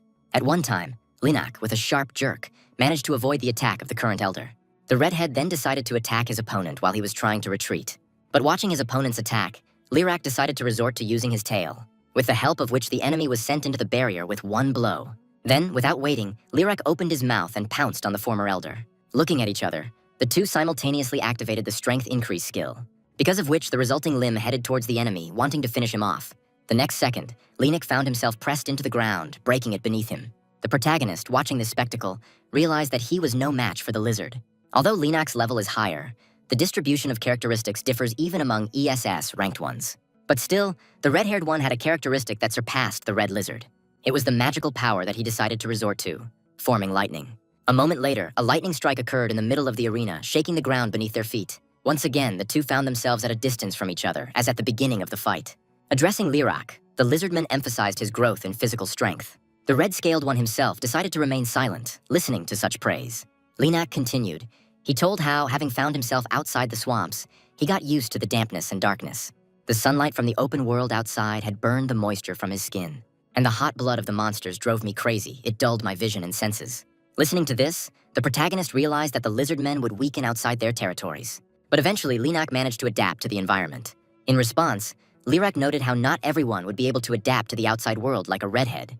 And he, the leader responsible for the safety and prosperity of the lizard people, cannot make a reckless choice. However, the fact that they inherited the dragon's power may not only be for protection. Hearing these words from the red-scaled Lirak, he thought about these words. At that very moment, he again remembered his mother's words about how the dragons shared their powers with them. Does this mean that they also have to save someone? He asked himself. Once again reminding him that only the leader could decide this issue, Lirak suggested that his opponent prove his choice by force. When both sides agreed to these conditions, they resorted to Dragon's Breath. Even Rieseldrake woke up at the sight of the familiar red glow. The next moment, the 2 sides fired powerful beams at each other, watching which, the duo behind the barrier were amazed. Then, in the middle of the arena, there was an explosion accompanied by a roar. The fox, looking at the 2, noted how none of them were going to give up. The other lizards were amazed to see the confrontation between the 2 strongest creatures of their race. The next moment, an explosion occurred inside the barrier, heading toward the sky. The 4, who had recently met each other, felt an earthquake. The dark elf immediately realized that all this was coming from the arena. Remembering Ji-hoon, the long-eared one asked the rabbit to look after the ogres. At this time, the main character noted how the barrier did not even crack from such power. But still, everyone was interested in who won in such a confrontation. And after some time, a silhouette began to appear among the rising dust. The voice of the victorious lizardman identified himself as the leader of his lizard people. And he does not want to suffer a single defeat, added the same voice. Standing over the body of the red-scaled Lirak, he asked him if he had any last words. Linak noted that the lizard people were strong, which meant they would definitely be able to get used to it. Looking at his opponent, the red one realized that he had not intended to take the place of the leader from the very beginning. The main character, looking at this picture, thought that it was the same thing for the second time. The boy hoped not to see the Mudrak story repeat itself again. Now Ji-hoon realized, remembering the rat tribe, that every wave has a reason. In the game, the lizardmen attacked the kingdom after the 30th wave. This was probably the result of today's battle, and Linux persuasion was successful. This is the inevitable course of history, concluded the protagonist, looking at the end of the battle. However, if something has changed, then the course of the initial story will be moved forward. The next moment, a system window with a new main quest appeared in front of the boy. But this turned out to be a mission requiring emergency intervention. The boy needed to stop the expeditionary force. More than 500 knights, led by ES rank knights, were heading to Varan. At the same time, a worried dark elf appeared in the middle of the arena. Finding himself at the main characters, Bell asked him what had happened. In response, the protagonist shared with his comrades how Varan would soon be attacked. By this time, the gates to the kingdoms opened and an army appeared from them. The elite knight on the wall was very unhappy about something. Returning for a while, 6 special knights gathered before the king. The first to introduce himself was the captain of the first detachment of the Hamal Knights, named Oven. The second was the captain of the second detachment of the Aldebaran Knights, named Uros. The third was Bianca. The fourth girl called herself Cancer. The blonde called herself Lib, and the bespectacled girl standing nearby introduced herself to the captain of the 11th squad as Akur. Turning to Uros, the rabbit decided to appoint him as the commander of the conquest squad. In response, the big guy bowed his head and said to give him the main forces. The goal of the subjugation squad was to destroy the assembled monsters. Returning to the present, Ares could not believe that he would be left on the walls of the kingdom. But in addition to him, it was decided to leave 2 more elite warriors for protection. Noticing Cancer, the spearman asked why she remained here, since it was she who had lost contact with her people in the north. In response, the girl said that she didn't really care, which surprised Ares. Then the warrior suggested that Ares was worried about her, to which he shared how he was worried about her people. This answer made the smile disappear from Cancer's face just as quickly as it had appeared. Noting the boredom on the walls, the girl decided to go down, which pleased Ares. The man who ran up shared with Lady Cancer that her schedule had gone unsaved. This same boy reminded the girl about how she would have to perform today. When Ares asked why she was so eager to fight, the bespectacled woman said that it was for personal pleasure. Ares' reason was to help the Majesty realize his dream of destroying monsters. Remembering Archeon, the spearman asked if he was the same kind of fanatic from the outside. At this time, in the middle of the alley, children were playing, pretending to be a knight and a monster. The gray-haired man noted how he had once been a human monster and a star that existed between heaven and earth. Looking at the sky, the child, pointing at one point, noticed a star, although it was still daytime. Listening to these words of the child, the old man directed his gaze in the indicated direction. And then he emphasized how another double star rose in the sky. Returning to Mudrak, the protagonist's comrades were surprised to learn of the attack on their village. The protagonist noted how they needed to get to Varina in one day. Sending the 2 forward, Ji-hoon told them that he would contact them and tell them what to do next. Realizing that there would be a battle, the protagonist handed the 2 power-up stones. The leader who was nearby saw a red glow emanating from the Trinity. He immediately noticed how the fox's strength noticeably changed after the flash of light. Thus, Rhea managed to rise to A rank with level 19. As for the A rank enhancement stone, he understood that the success rate of enhancing it was only 35%. The fair-haired man also realized that Lib would be participating in this expedition. Realizing these 2 facts, the protagonist still decided to use the stone. A few moments later, the 2 headed towards Varan first. Understanding what was happening, Lirak asked the boy if people were attacking them. Ji-hoon shared how all the races living in his village are now in danger. Suddenly, the scaly one interrupted the boy's words, declaring that he would go. Then the lizard man turned to his brother and told him to gather the warriors. The main character, realizing that the red one agreed to this, was delighted. Immediately after this, the priest noted how the leader needed to begin treatment, and this would take a whole week. Hearing this, the leader of the lizards objected, because this would be their first battle outside the swamps. But then, to spite him, a bloody cough gushed from the scaly one's mouth, from the wounds he had received during the recent duel. After which, the lizardman soldier asked Lord Lirak to rest for his own safety. And at the same time, a lizardman with a spear named Dayrak appeared and offered to lead the warriors. Upon seeing the familiar monster, the protagonist instantly activated the Lord's gaze. And he turned out to be an A rank with a level of 41. He will probably become the next candidate for the post of leader. Having received consent from the leader, Dayrak promised to win if he had to sacrifice himself. Having heard such words from his comrade, Lirak turned to him. After which he stated that if the lizard dies on the battlefield, he will remember it. After all, he will never succumb to the influence of the environment, concluded Lirak. Then the rabbit noticed the main character who had arrived behind her. Running up to him, Rain shared how she saw Ray and Belle running. Glancing to the side, Ji-hong decided to imagine the green-eyed girl helping Varan. At the sight of which, the rabbit asked the captain what the lizardmen were doing here. The protagonist, in response to this, stated that they would return to Varan together. Having inquired about the ogres, Ji-hong assured them that everything would be fine with them, since the lizards would take care of them. Then Dayrak turned to Ji-hoon and asked him to climb on his back because it would be faster. As for the female rabbit, the female lizard decided to take her on. And so, a few moments later, the entire crowd found itself at the edge of the swamps. But the next second, not wanting to be afraid of the sun, the lizardmen rushed forward. Ji Hong himself was happy about how he managed to obtain 50 elite Mudrak warriors, 30 of which were A rank. Turning to the people, the fair-haired man told them to wait because they were already coming. At this time, an elite knight named Bianca used her power. The white-haired girl summoned a shadow blade and threw it into the falling shadow of a tree. Later, she said that as long as there is light, the shadow will never disappear. After saying these words, the elite knight dissolved the shadow blade into the ground. Lib approached and asked her friend if she had decided to set a point in this place. But at that very moment, strange things began to happen to Bianca's shadow, at the sight of which the white-haired one asked the holy knight to step back for safety. When the blonde had moved a sufficient distance away, Bianca thanked her. Lib herself finally decided to tell how their vanguard had fallen far behind. Suddenly, a multitude of wolf paws appeared in the middle of the thick tree trunks. Uros immediately felt the bloodlust coming from the forest behind him. Realizing the danger, the bearded man ordered his men to stop the procession. When Bianca asked what had happened, Lib shared how there was someone else here besides them. Uros said that these creatures were hiding, as if waiting for darkness. But then, on the edge of the hill, a source of bloodthirstiness appeared. It turned out to be a dire wolf, with sharp fangs and quite a large size. The next second, the loud howl of this creature echoed throughout the forest, after which a whole pack of wolves appeared, and people at the time became wary. One of the warriors, addressing the commander, noted how about 1,000 monsters had gathered here. Ordering his men to pull themselves together, he said that the 1st through 3rd detachments should stand on the flanks. Thus, people using shields created a wall in front of the monsters. Bianca wondered if they really should start a fight with the wolves. It would be better to meet them within the walls of the kingdom. Hearing this, Lib emphasized how monsters also think the same way as they do. The dire wolf on the slope understood that this was their chance to tear out the throats of the humans. And in the next moment, the leader of the pack told his brothers to run and attack. A huge crowd of monsters headed towards the defending humans. Looking at the approaching enemies, Uros ordered to prepare for a clash. And after a couple of seconds, the wolves began to crash into the shields en masse, wanting to knock them down. Feeling the pressure on himself, the elite knight told his men to hold their position. At one time, the leader of the pack ordered his brothers to jump over the defense. This was the moment Uros was waiting for. He immediately decided to use the spearmen. After which, many sharp ends were directed upwards in order to kill the enemy. Within a few measly seconds, a huge number of wolves were killed.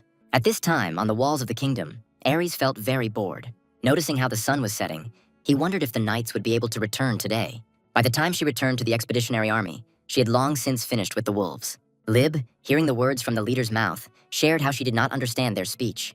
Bianca, standing among the corpses, smelled the unbearable stench of blood. Walking over the corpses, she added that after wars, only filth and dirt remain. As a result of this battle, 82 people were wounded and 1 was killed. Then the elite knight, turning to the criminal standing behind him, told him to continue leading them. Shaggy, having seen the true strength of the royal knights, was very happy. After all, with their help, the crane intended to take revenge on the legendary hero. At one point, the main character turned to Rhea, asking where they were already. Hearing Ji-hoon's voice suddenly appear in their heads, the two were shocked. The boy himself was glad that after his existence was recognized, he acquired so many functions. Then the blonde-haired man activated a large-scale message with all allies. While everyone was trying to figure out how it worked, the boy decided to tell their strategy. In Varen himself, the recently arrived monsters helped with the restoration of the village. Suddenly, a couple appeared among the trees wanting to share something. The newly assembled army was already at the mountains, behind which the monster settlement was located. Uraz immediately ordered the warriors to assemble the vanguard and distribute the troops widely. The bearded man also reminded his subordinates that their mission was complete destruction. Having moved to the main character while on the lizard's back, he understood that it would take them half a day to get there.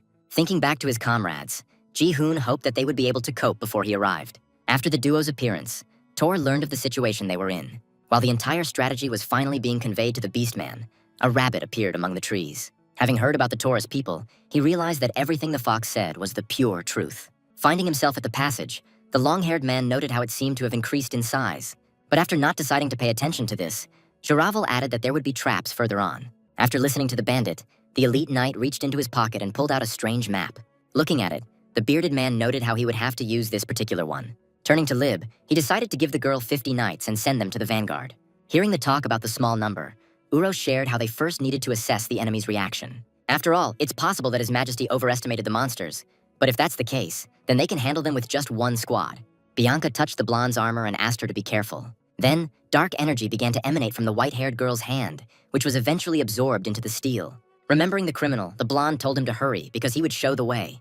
And a few moments later, the people found themselves in a cave, accompanied by the long-haired man. He immediately noticed how part of the land in his campaign with the bandits was a different color. After these words, the ground beneath the knight's feet disappeared, causing them to fly. Approaching the bottom, the blonde turned to a subordinate named Shamari. The girl, at one time, using her abilities, formed a mound of earth. with the help of which the entire detachment was safe without any injuries. The crane, remembering the trap from the past, was surprised at how easily the knights avoided danger. But right before his eyes, the ceiling of the cave began to collapse right on people's heads. This time, the girl also asked the commander to leave the problem to her. The next second, a small hand appeared in the middle of the passage, plugging the hole in the ceiling. The long-haired man was so shocked by this solution to the problem that he didn't know how to react. After some time, the squad found themselves at a fork in the road, only this time there were more passages. Using magic, the knights were able to determine which path to take.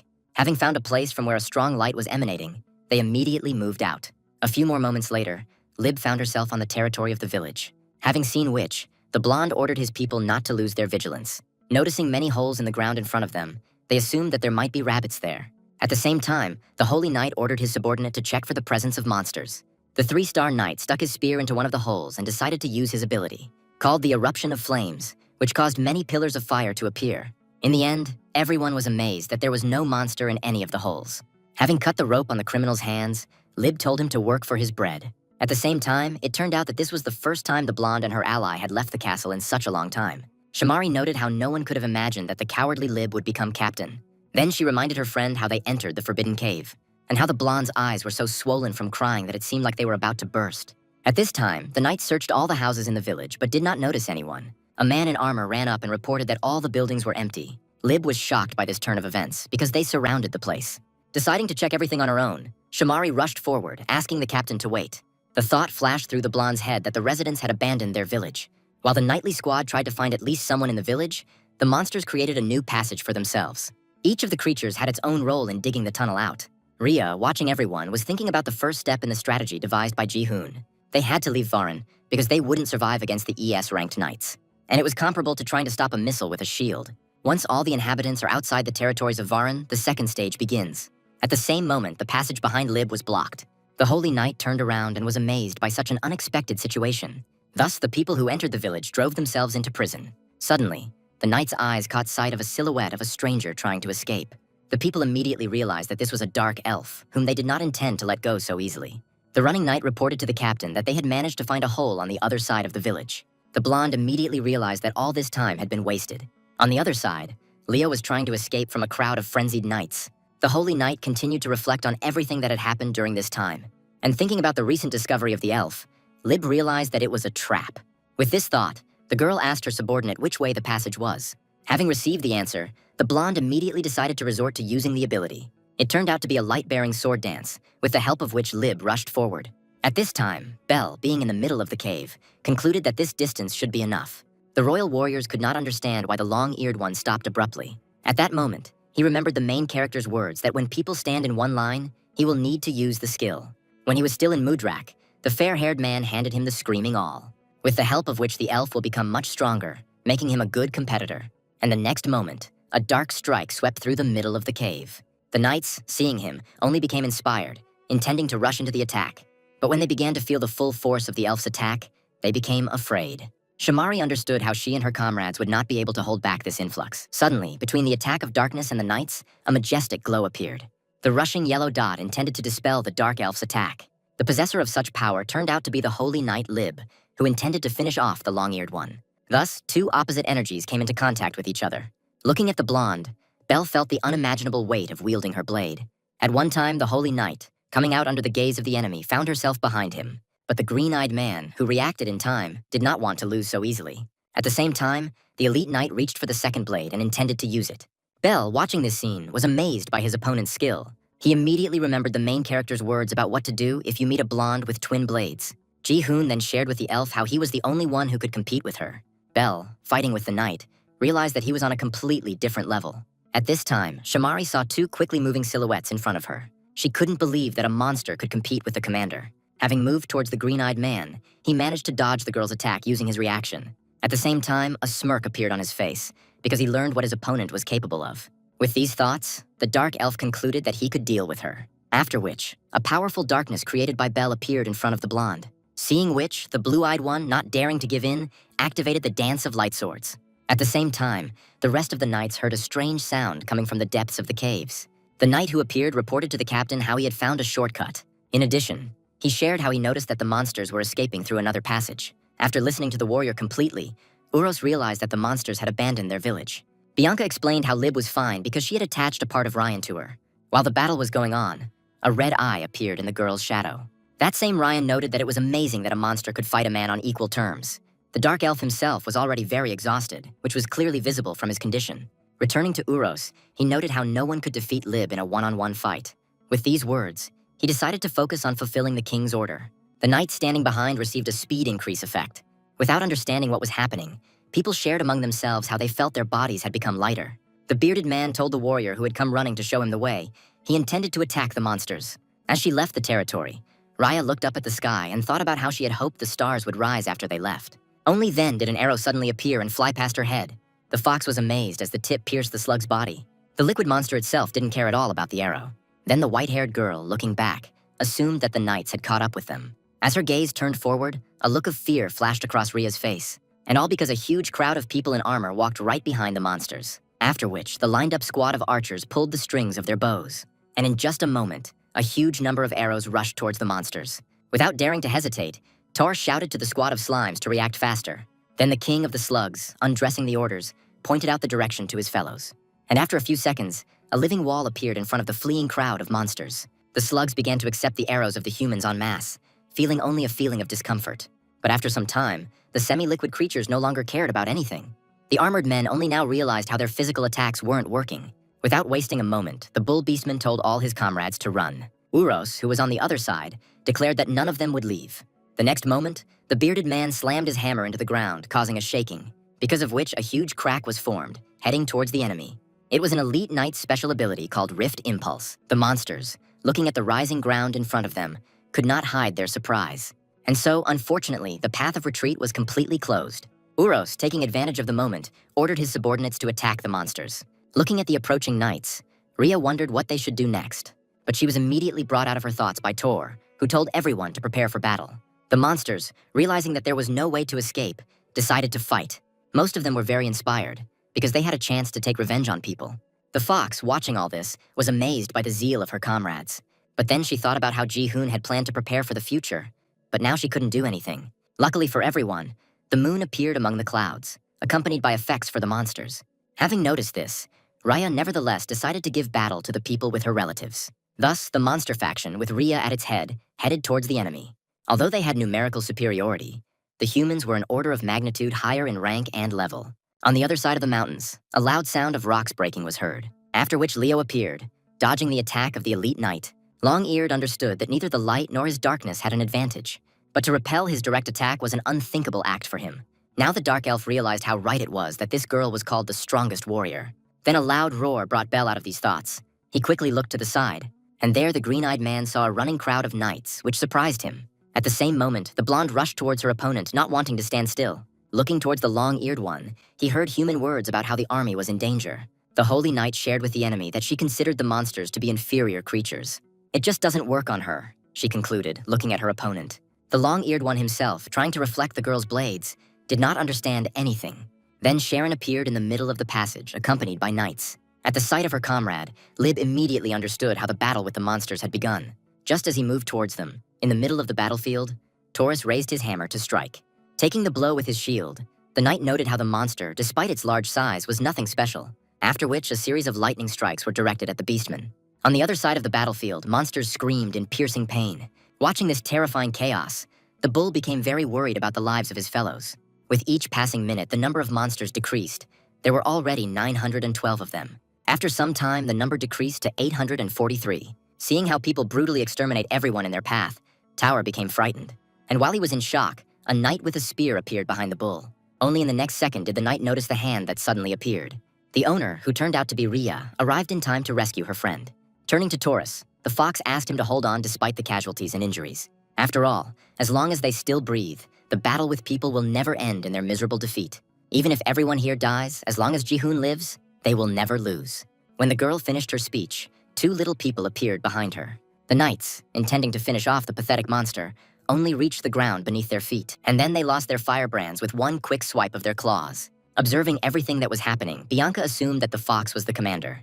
But while the white-haired girl was talking to herself, a huge bull appeared from behind.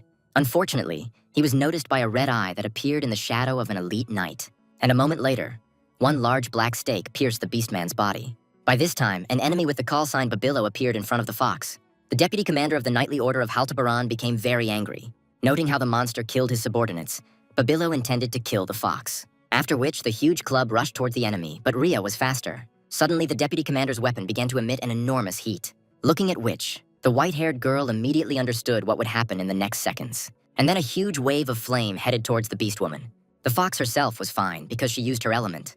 Looking at the energy emanating from the water, Babilo was very surprised by this. At one time, Ria, without waiting for the enemy's reaction, attacked him from behind. Using her powers, the girl enveloped her claws in the water element. After which, an attack called Water Sting pierced the enemy's body. A couple of seconds later, the lifeless body of the deputy commander was on the ground.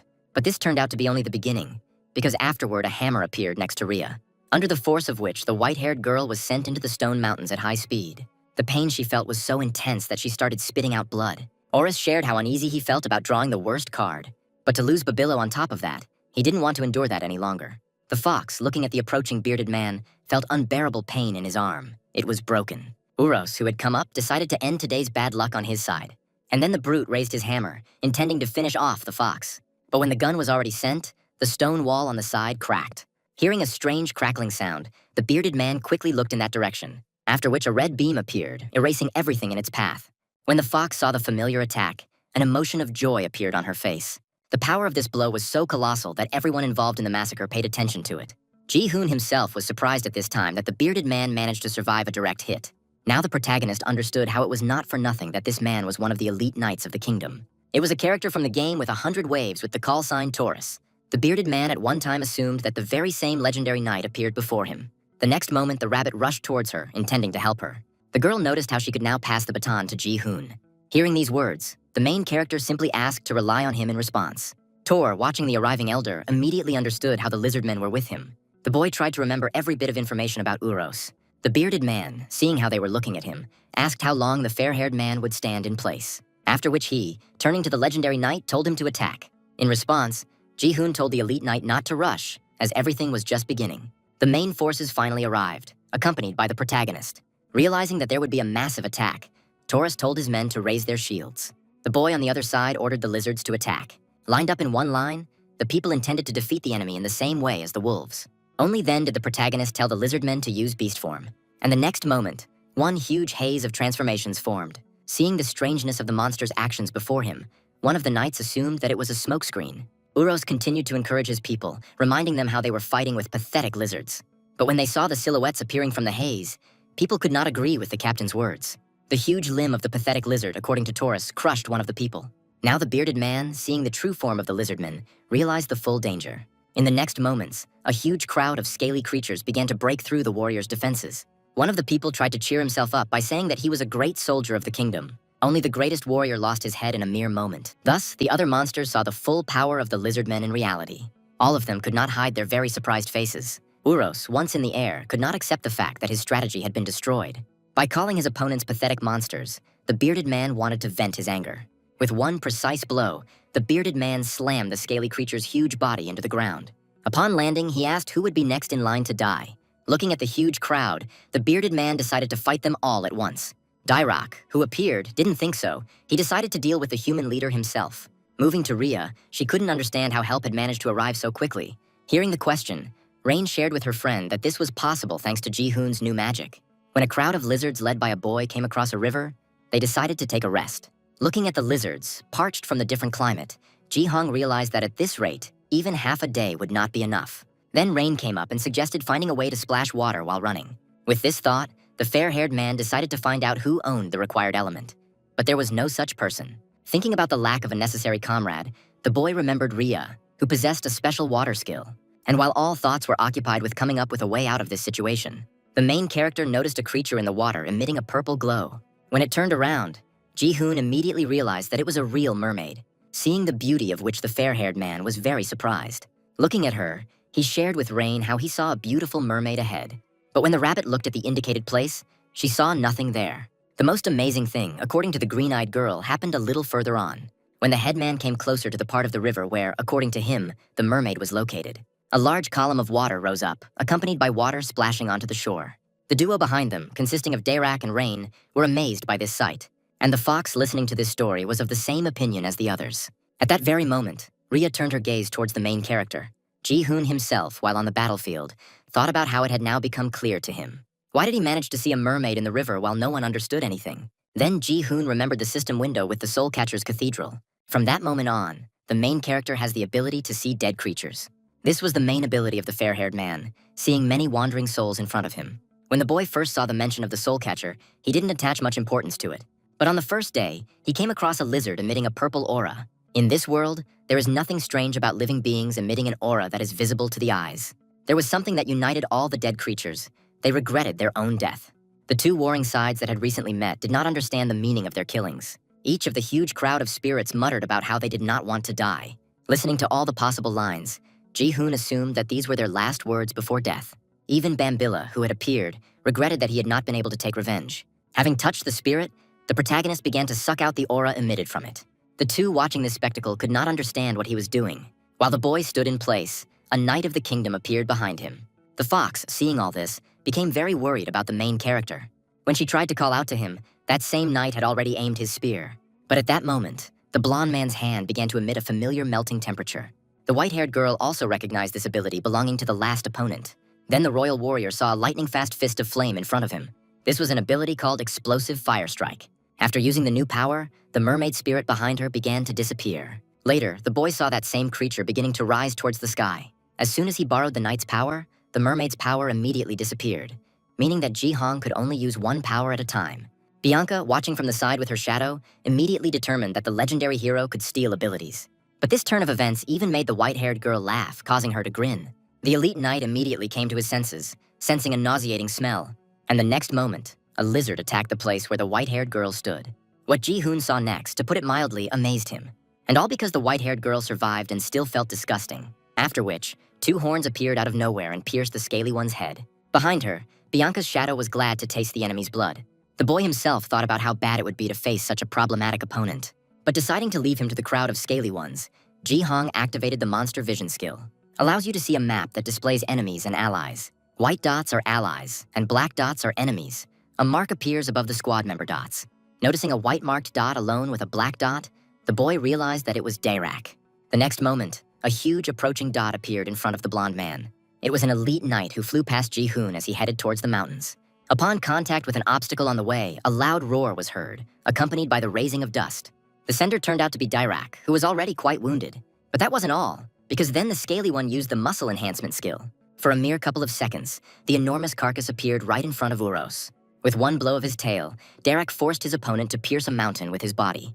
The fox and rabbit, who were nearby, were amazed by this sight. The elite knight, unwilling to lose, held his hammer in front of him, thereby beginning to freeze. Then looking up, he again saw the scaly one approaching. Once again, the bearded man thought about how he had drawn the wrong card. When the bearded man mentally asked the king for forgiveness, a blow occurred. The boy himself thought about how lucky they were to meet an elite support knight outside the kingdom. Thus, the kingdom's bully suffered a defeat due to his own failure. Still, meeting Uros and Binku in this place is a very strange thing. And at that very moment, the main character remembered the words of the man with the silver ring in his lip, about how there are not just two elite knights, but many more than that. Remembering Bombardier Akur and Fanatic Archeon, the boy already counted 2.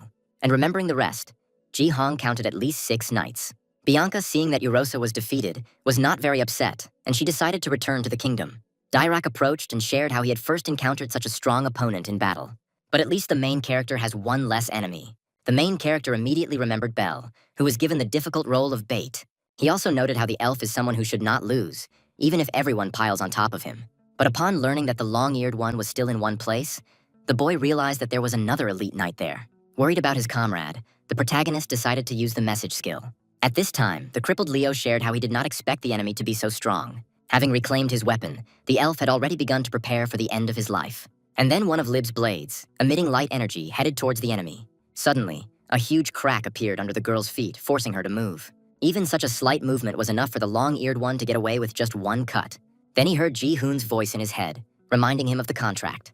After the main character's words, Leo remembered how he promised to serve for 10 years. By this time, a rift had formed between the pair, separating them from each other. The light-eyed one, running to help, ordered the long-eared ones not to give up under any circumstances. After all, this would ultimately be a breach of contract. Leo was surprised to hear these words. Noticing the approaching boy, the holy knight Lib recognized him. After all, she once saw him in the kingdom, where the fair-haired man introduced himself as an ordinary citizen. The blonde also remembered how one day she was taking a break from military affairs. She noticed two guys who had painted a wanted poster. And at that moment, the girl again saw the legendary knight in front of her with her own eyes.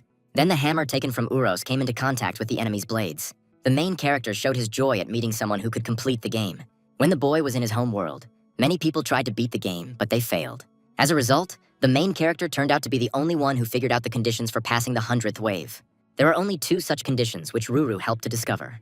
The first is a hidden item that drops from the boss of the 99th wave. Having dismantled the heart of the cold-blooded dragon Rizzledrake, the boy received another item called the Dragon Soul.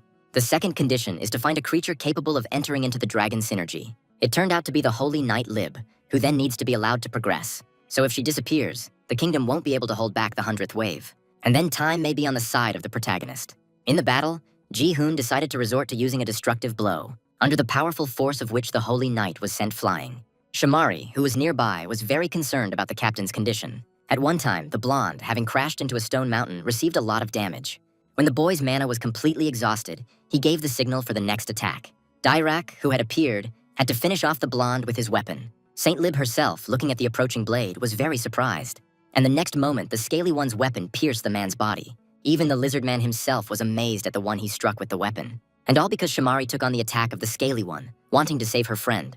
The blonde, looking at the bloody back of the fair-haired girl, could not believe that this was all real. At their first meeting, Shamari ordered the commoner Lib to play with her. A lot has changed since then, and the two have experienced just as much together. But now one of them found itself in a half-dead state, to the fear of the other. The blonde, looking at her friend's body, could not believe everything that was happening. Then a ring of light formed around the girl, rising into the sky. At the sight of which Dirac was amazed, because he did not expect such a turn of events. Ji-hoon, who was watching from the sidelines, recalled how in the game, Lib was described as always balanced, without sudden emotional swings. But now this girl, looking at the scaly one, swore to kill him. Later, Lib grabbed the blade next to her broken hand, ignoring the pain. The main character's whole appearance showed only surprise. Suddenly, Binka appeared behind the blonde and said that it was time for them to leave. After these words, a huge dark shadow formed in the center where the two elite warriors were located. Without wasting any time, the knights began to run into the abilities area of effect. The only one who didn't want to leave was Lib, who was thirsty for revenge. A moment later, the crowd of knights and the two elite warriors disappeared. At the same time, having found herself safe, the saint put her blade to Bianca's throat. Having come to her senses, the girl asked for forgiveness for her actions, and the white-haired girl told her to forget. After all, she was not the only one. Everyone here felt the same way. Realizing their defeat, the pitiful part of the surviving army headed towards the kingdom. The monsters began to rejoice at the victory over humans, which they received with the blood of their brethren. The main character himself thought about how this was his first battle against the kingdom, but the rest went through many battles accompanied by a series of defeats. And finally, they achieved one rather valuable victory. This victory confirmed that the monsters have a chance, but it is too early to rejoice. Then a system window appeared in front of the boy with the completion of the task and the receipt of an ES rank item. The main character immediately took advantage of the opportunity and took the valuable item. Dressed in new clothes, Ji-hoon declared that it was their turn to attack. Returning to the surviving knights, they already found themselves on the territory of the kingdom. People immediately recognized the punitive detachment that had left several days earlier. Ares, who had been on duty all this time, decided to find out the result of his comrades. Rushing towards the small detachment of knights, he tried to understand what was happening. Suddenly appearing in front of the blonde, the spearman addressed her. Taking hold of Lib's armor, the fair-haired one tried to find out what had happened to them. But in response, Ares received a look from the girl filled with emptiness. Then the spearman decided to find out the necessary information from the commander of Uros. Only when the fair-haired man did not find him among the small crowd of knights was he surprised. At the same time, nearby ordinary residents also noticed the absence of the commander. Bianca, who was passing by, shared how the legendary hero's monsters were on a completely different level. Hearing these words, the fair-haired man began to blame himself for not being with his comrades. Bianca assured Ares that he couldn't change anything either. The white-haired girl went ahead and shared how she intended to report everything to the king. Trying to comprehend all of Bianca's words, the spearman shared that if monsters did exist, then the kingdom would come to an end. In response to this, the white-haired woman told Ares not to worry in vain. And all because the gap consisted of only a few factors. Once in the throne room, Bianca reported how only 30 people out of 500 survived. Commander Uros fell in battle, the white-haired girl concluded, turning to her father. After listening to his daughter, the king told her to show him everything she saw in that massacre. And the next moment, two shadow ends rushed towards the king. When they were fiddling around in his shadow, the bearded man closed his eyes, wanting to see what Bianca had experienced. Having learned everything, the king now knew who the legendary hero represented himself to be. after which he wondered if this was the 13th ability. A few days after the massive battle, the monsters decided to move to Mudrak. This place turned out to be not the most suitable climate for superhumans. However, at the very end of Mudrak, there was a narrow path, and it was worth following it. How the new residents were given a view of the other side of the twin mountains that surrounded Mudrak. While the beastmen found themselves with sun and clean water, Mudrak turned out to be the ideal place for a home for the slugs. Moving to the protagonist, he handed over the screaming awl, telling Belle to take it. Hearing the elf's surprised words, the boy shared how he acquired the repair skill. After some time of adaptation, Ji-hoon decided to start a war council. The past battle made something clear. Dirac, being an A rank, defeated an ES rank, and all thanks to the colossal gap in levels. The boy felt it when he borrowed the power. Uros's peak level was 25, which meant that this was the limit for most elite knights at that moment. But the kingdom will continue to develop, repelling endless raids of monsters. This means they need to take advantage of this time, the main character concluded. Dirac also shared how his opponent exuded an aura that was much more powerful than his. But the outcome of the battle was decided by the difference in experience, and the greenhouse noted this precise analysis. Then the main character shared with his comrades that there were no more than 11 such people. From this, Lyrak realized that the kingdom had 11 warriors of Dirac's level. Then they can use Dragon's Breath and their defensive advantage will disappear. Hearing these words from Belle, the fair-haired man agreed. But they could only do this if all 11 warriors gathered in one place. Ji-hoon then pointed out how their attacks could simply be absorbed. After all, among the elite knights, there are those who are capable of creating strong barriers. Noting once again the ideal moment for an attack, the boy realized how much he needed more reliable information. Moving to the Holy Knight Lib, she looked into the endless waters and thought about everything that had happened. The woman who approached shared how she had heard about the bond between Shamari and Lib. Having learned from the blonde how Marie hated commoners, the same woman noted how contradictory it sounded. It was an elite knight of the High Priestess named Asteria who said that she valued Lib's abilities. After all, for a commoner, the limit is the senior knight, and for a woman, it is the middle one. Hearing such words, the blonde asked not to exaggerate her situation, because if she hadn't lost to the legendary knight back then, everything would have been different. Closing her fan, the green-eyed girl noted the strangeness of the Holy Knight's words. After all, she still sees, albeit faintly, the star that belongs to Shamari. Hearing these words, the blonde at the same time quickly looked up, and there, one star that stood out for its brightness caught her eye. Returning to the main character, he entered the house and inquired about the man's condition. The rabbit shared that the girl was still unconscious, but the worst was already over. Having learned everything he needed, the main character praised the rabbit, which only made her happy. Having moved a little into the past, Ji-hoon was surprised that the night survived. Noticing rain approaching, the boy emphasized how timely she was. While examining the blonde, the rabbit shared that she could try to save her. In response to this, Ji-hoon asked the beast woman to cure the girl because he believed in her. After these words, the rabbit immediately decided to save the man, because the elder believes in her more than anyone else among the rabbit people. On her way out, Rhea asked the boy why he saved the knight. In response, the blonde man shared how, by saving this man, he put one of his lives on the line. Before attacking the kingdom, the protagonist decided to fulfill one condition. With these thoughts, the boy found himself at the cage where the prisoners were kept. Seeing a familiar face inside, the people inside became very wary. At one time, Ji-hoon shared how he had a proposal for one of them. Turning to the knight who concealed his gender, the boy decided to go with him to the kingdom.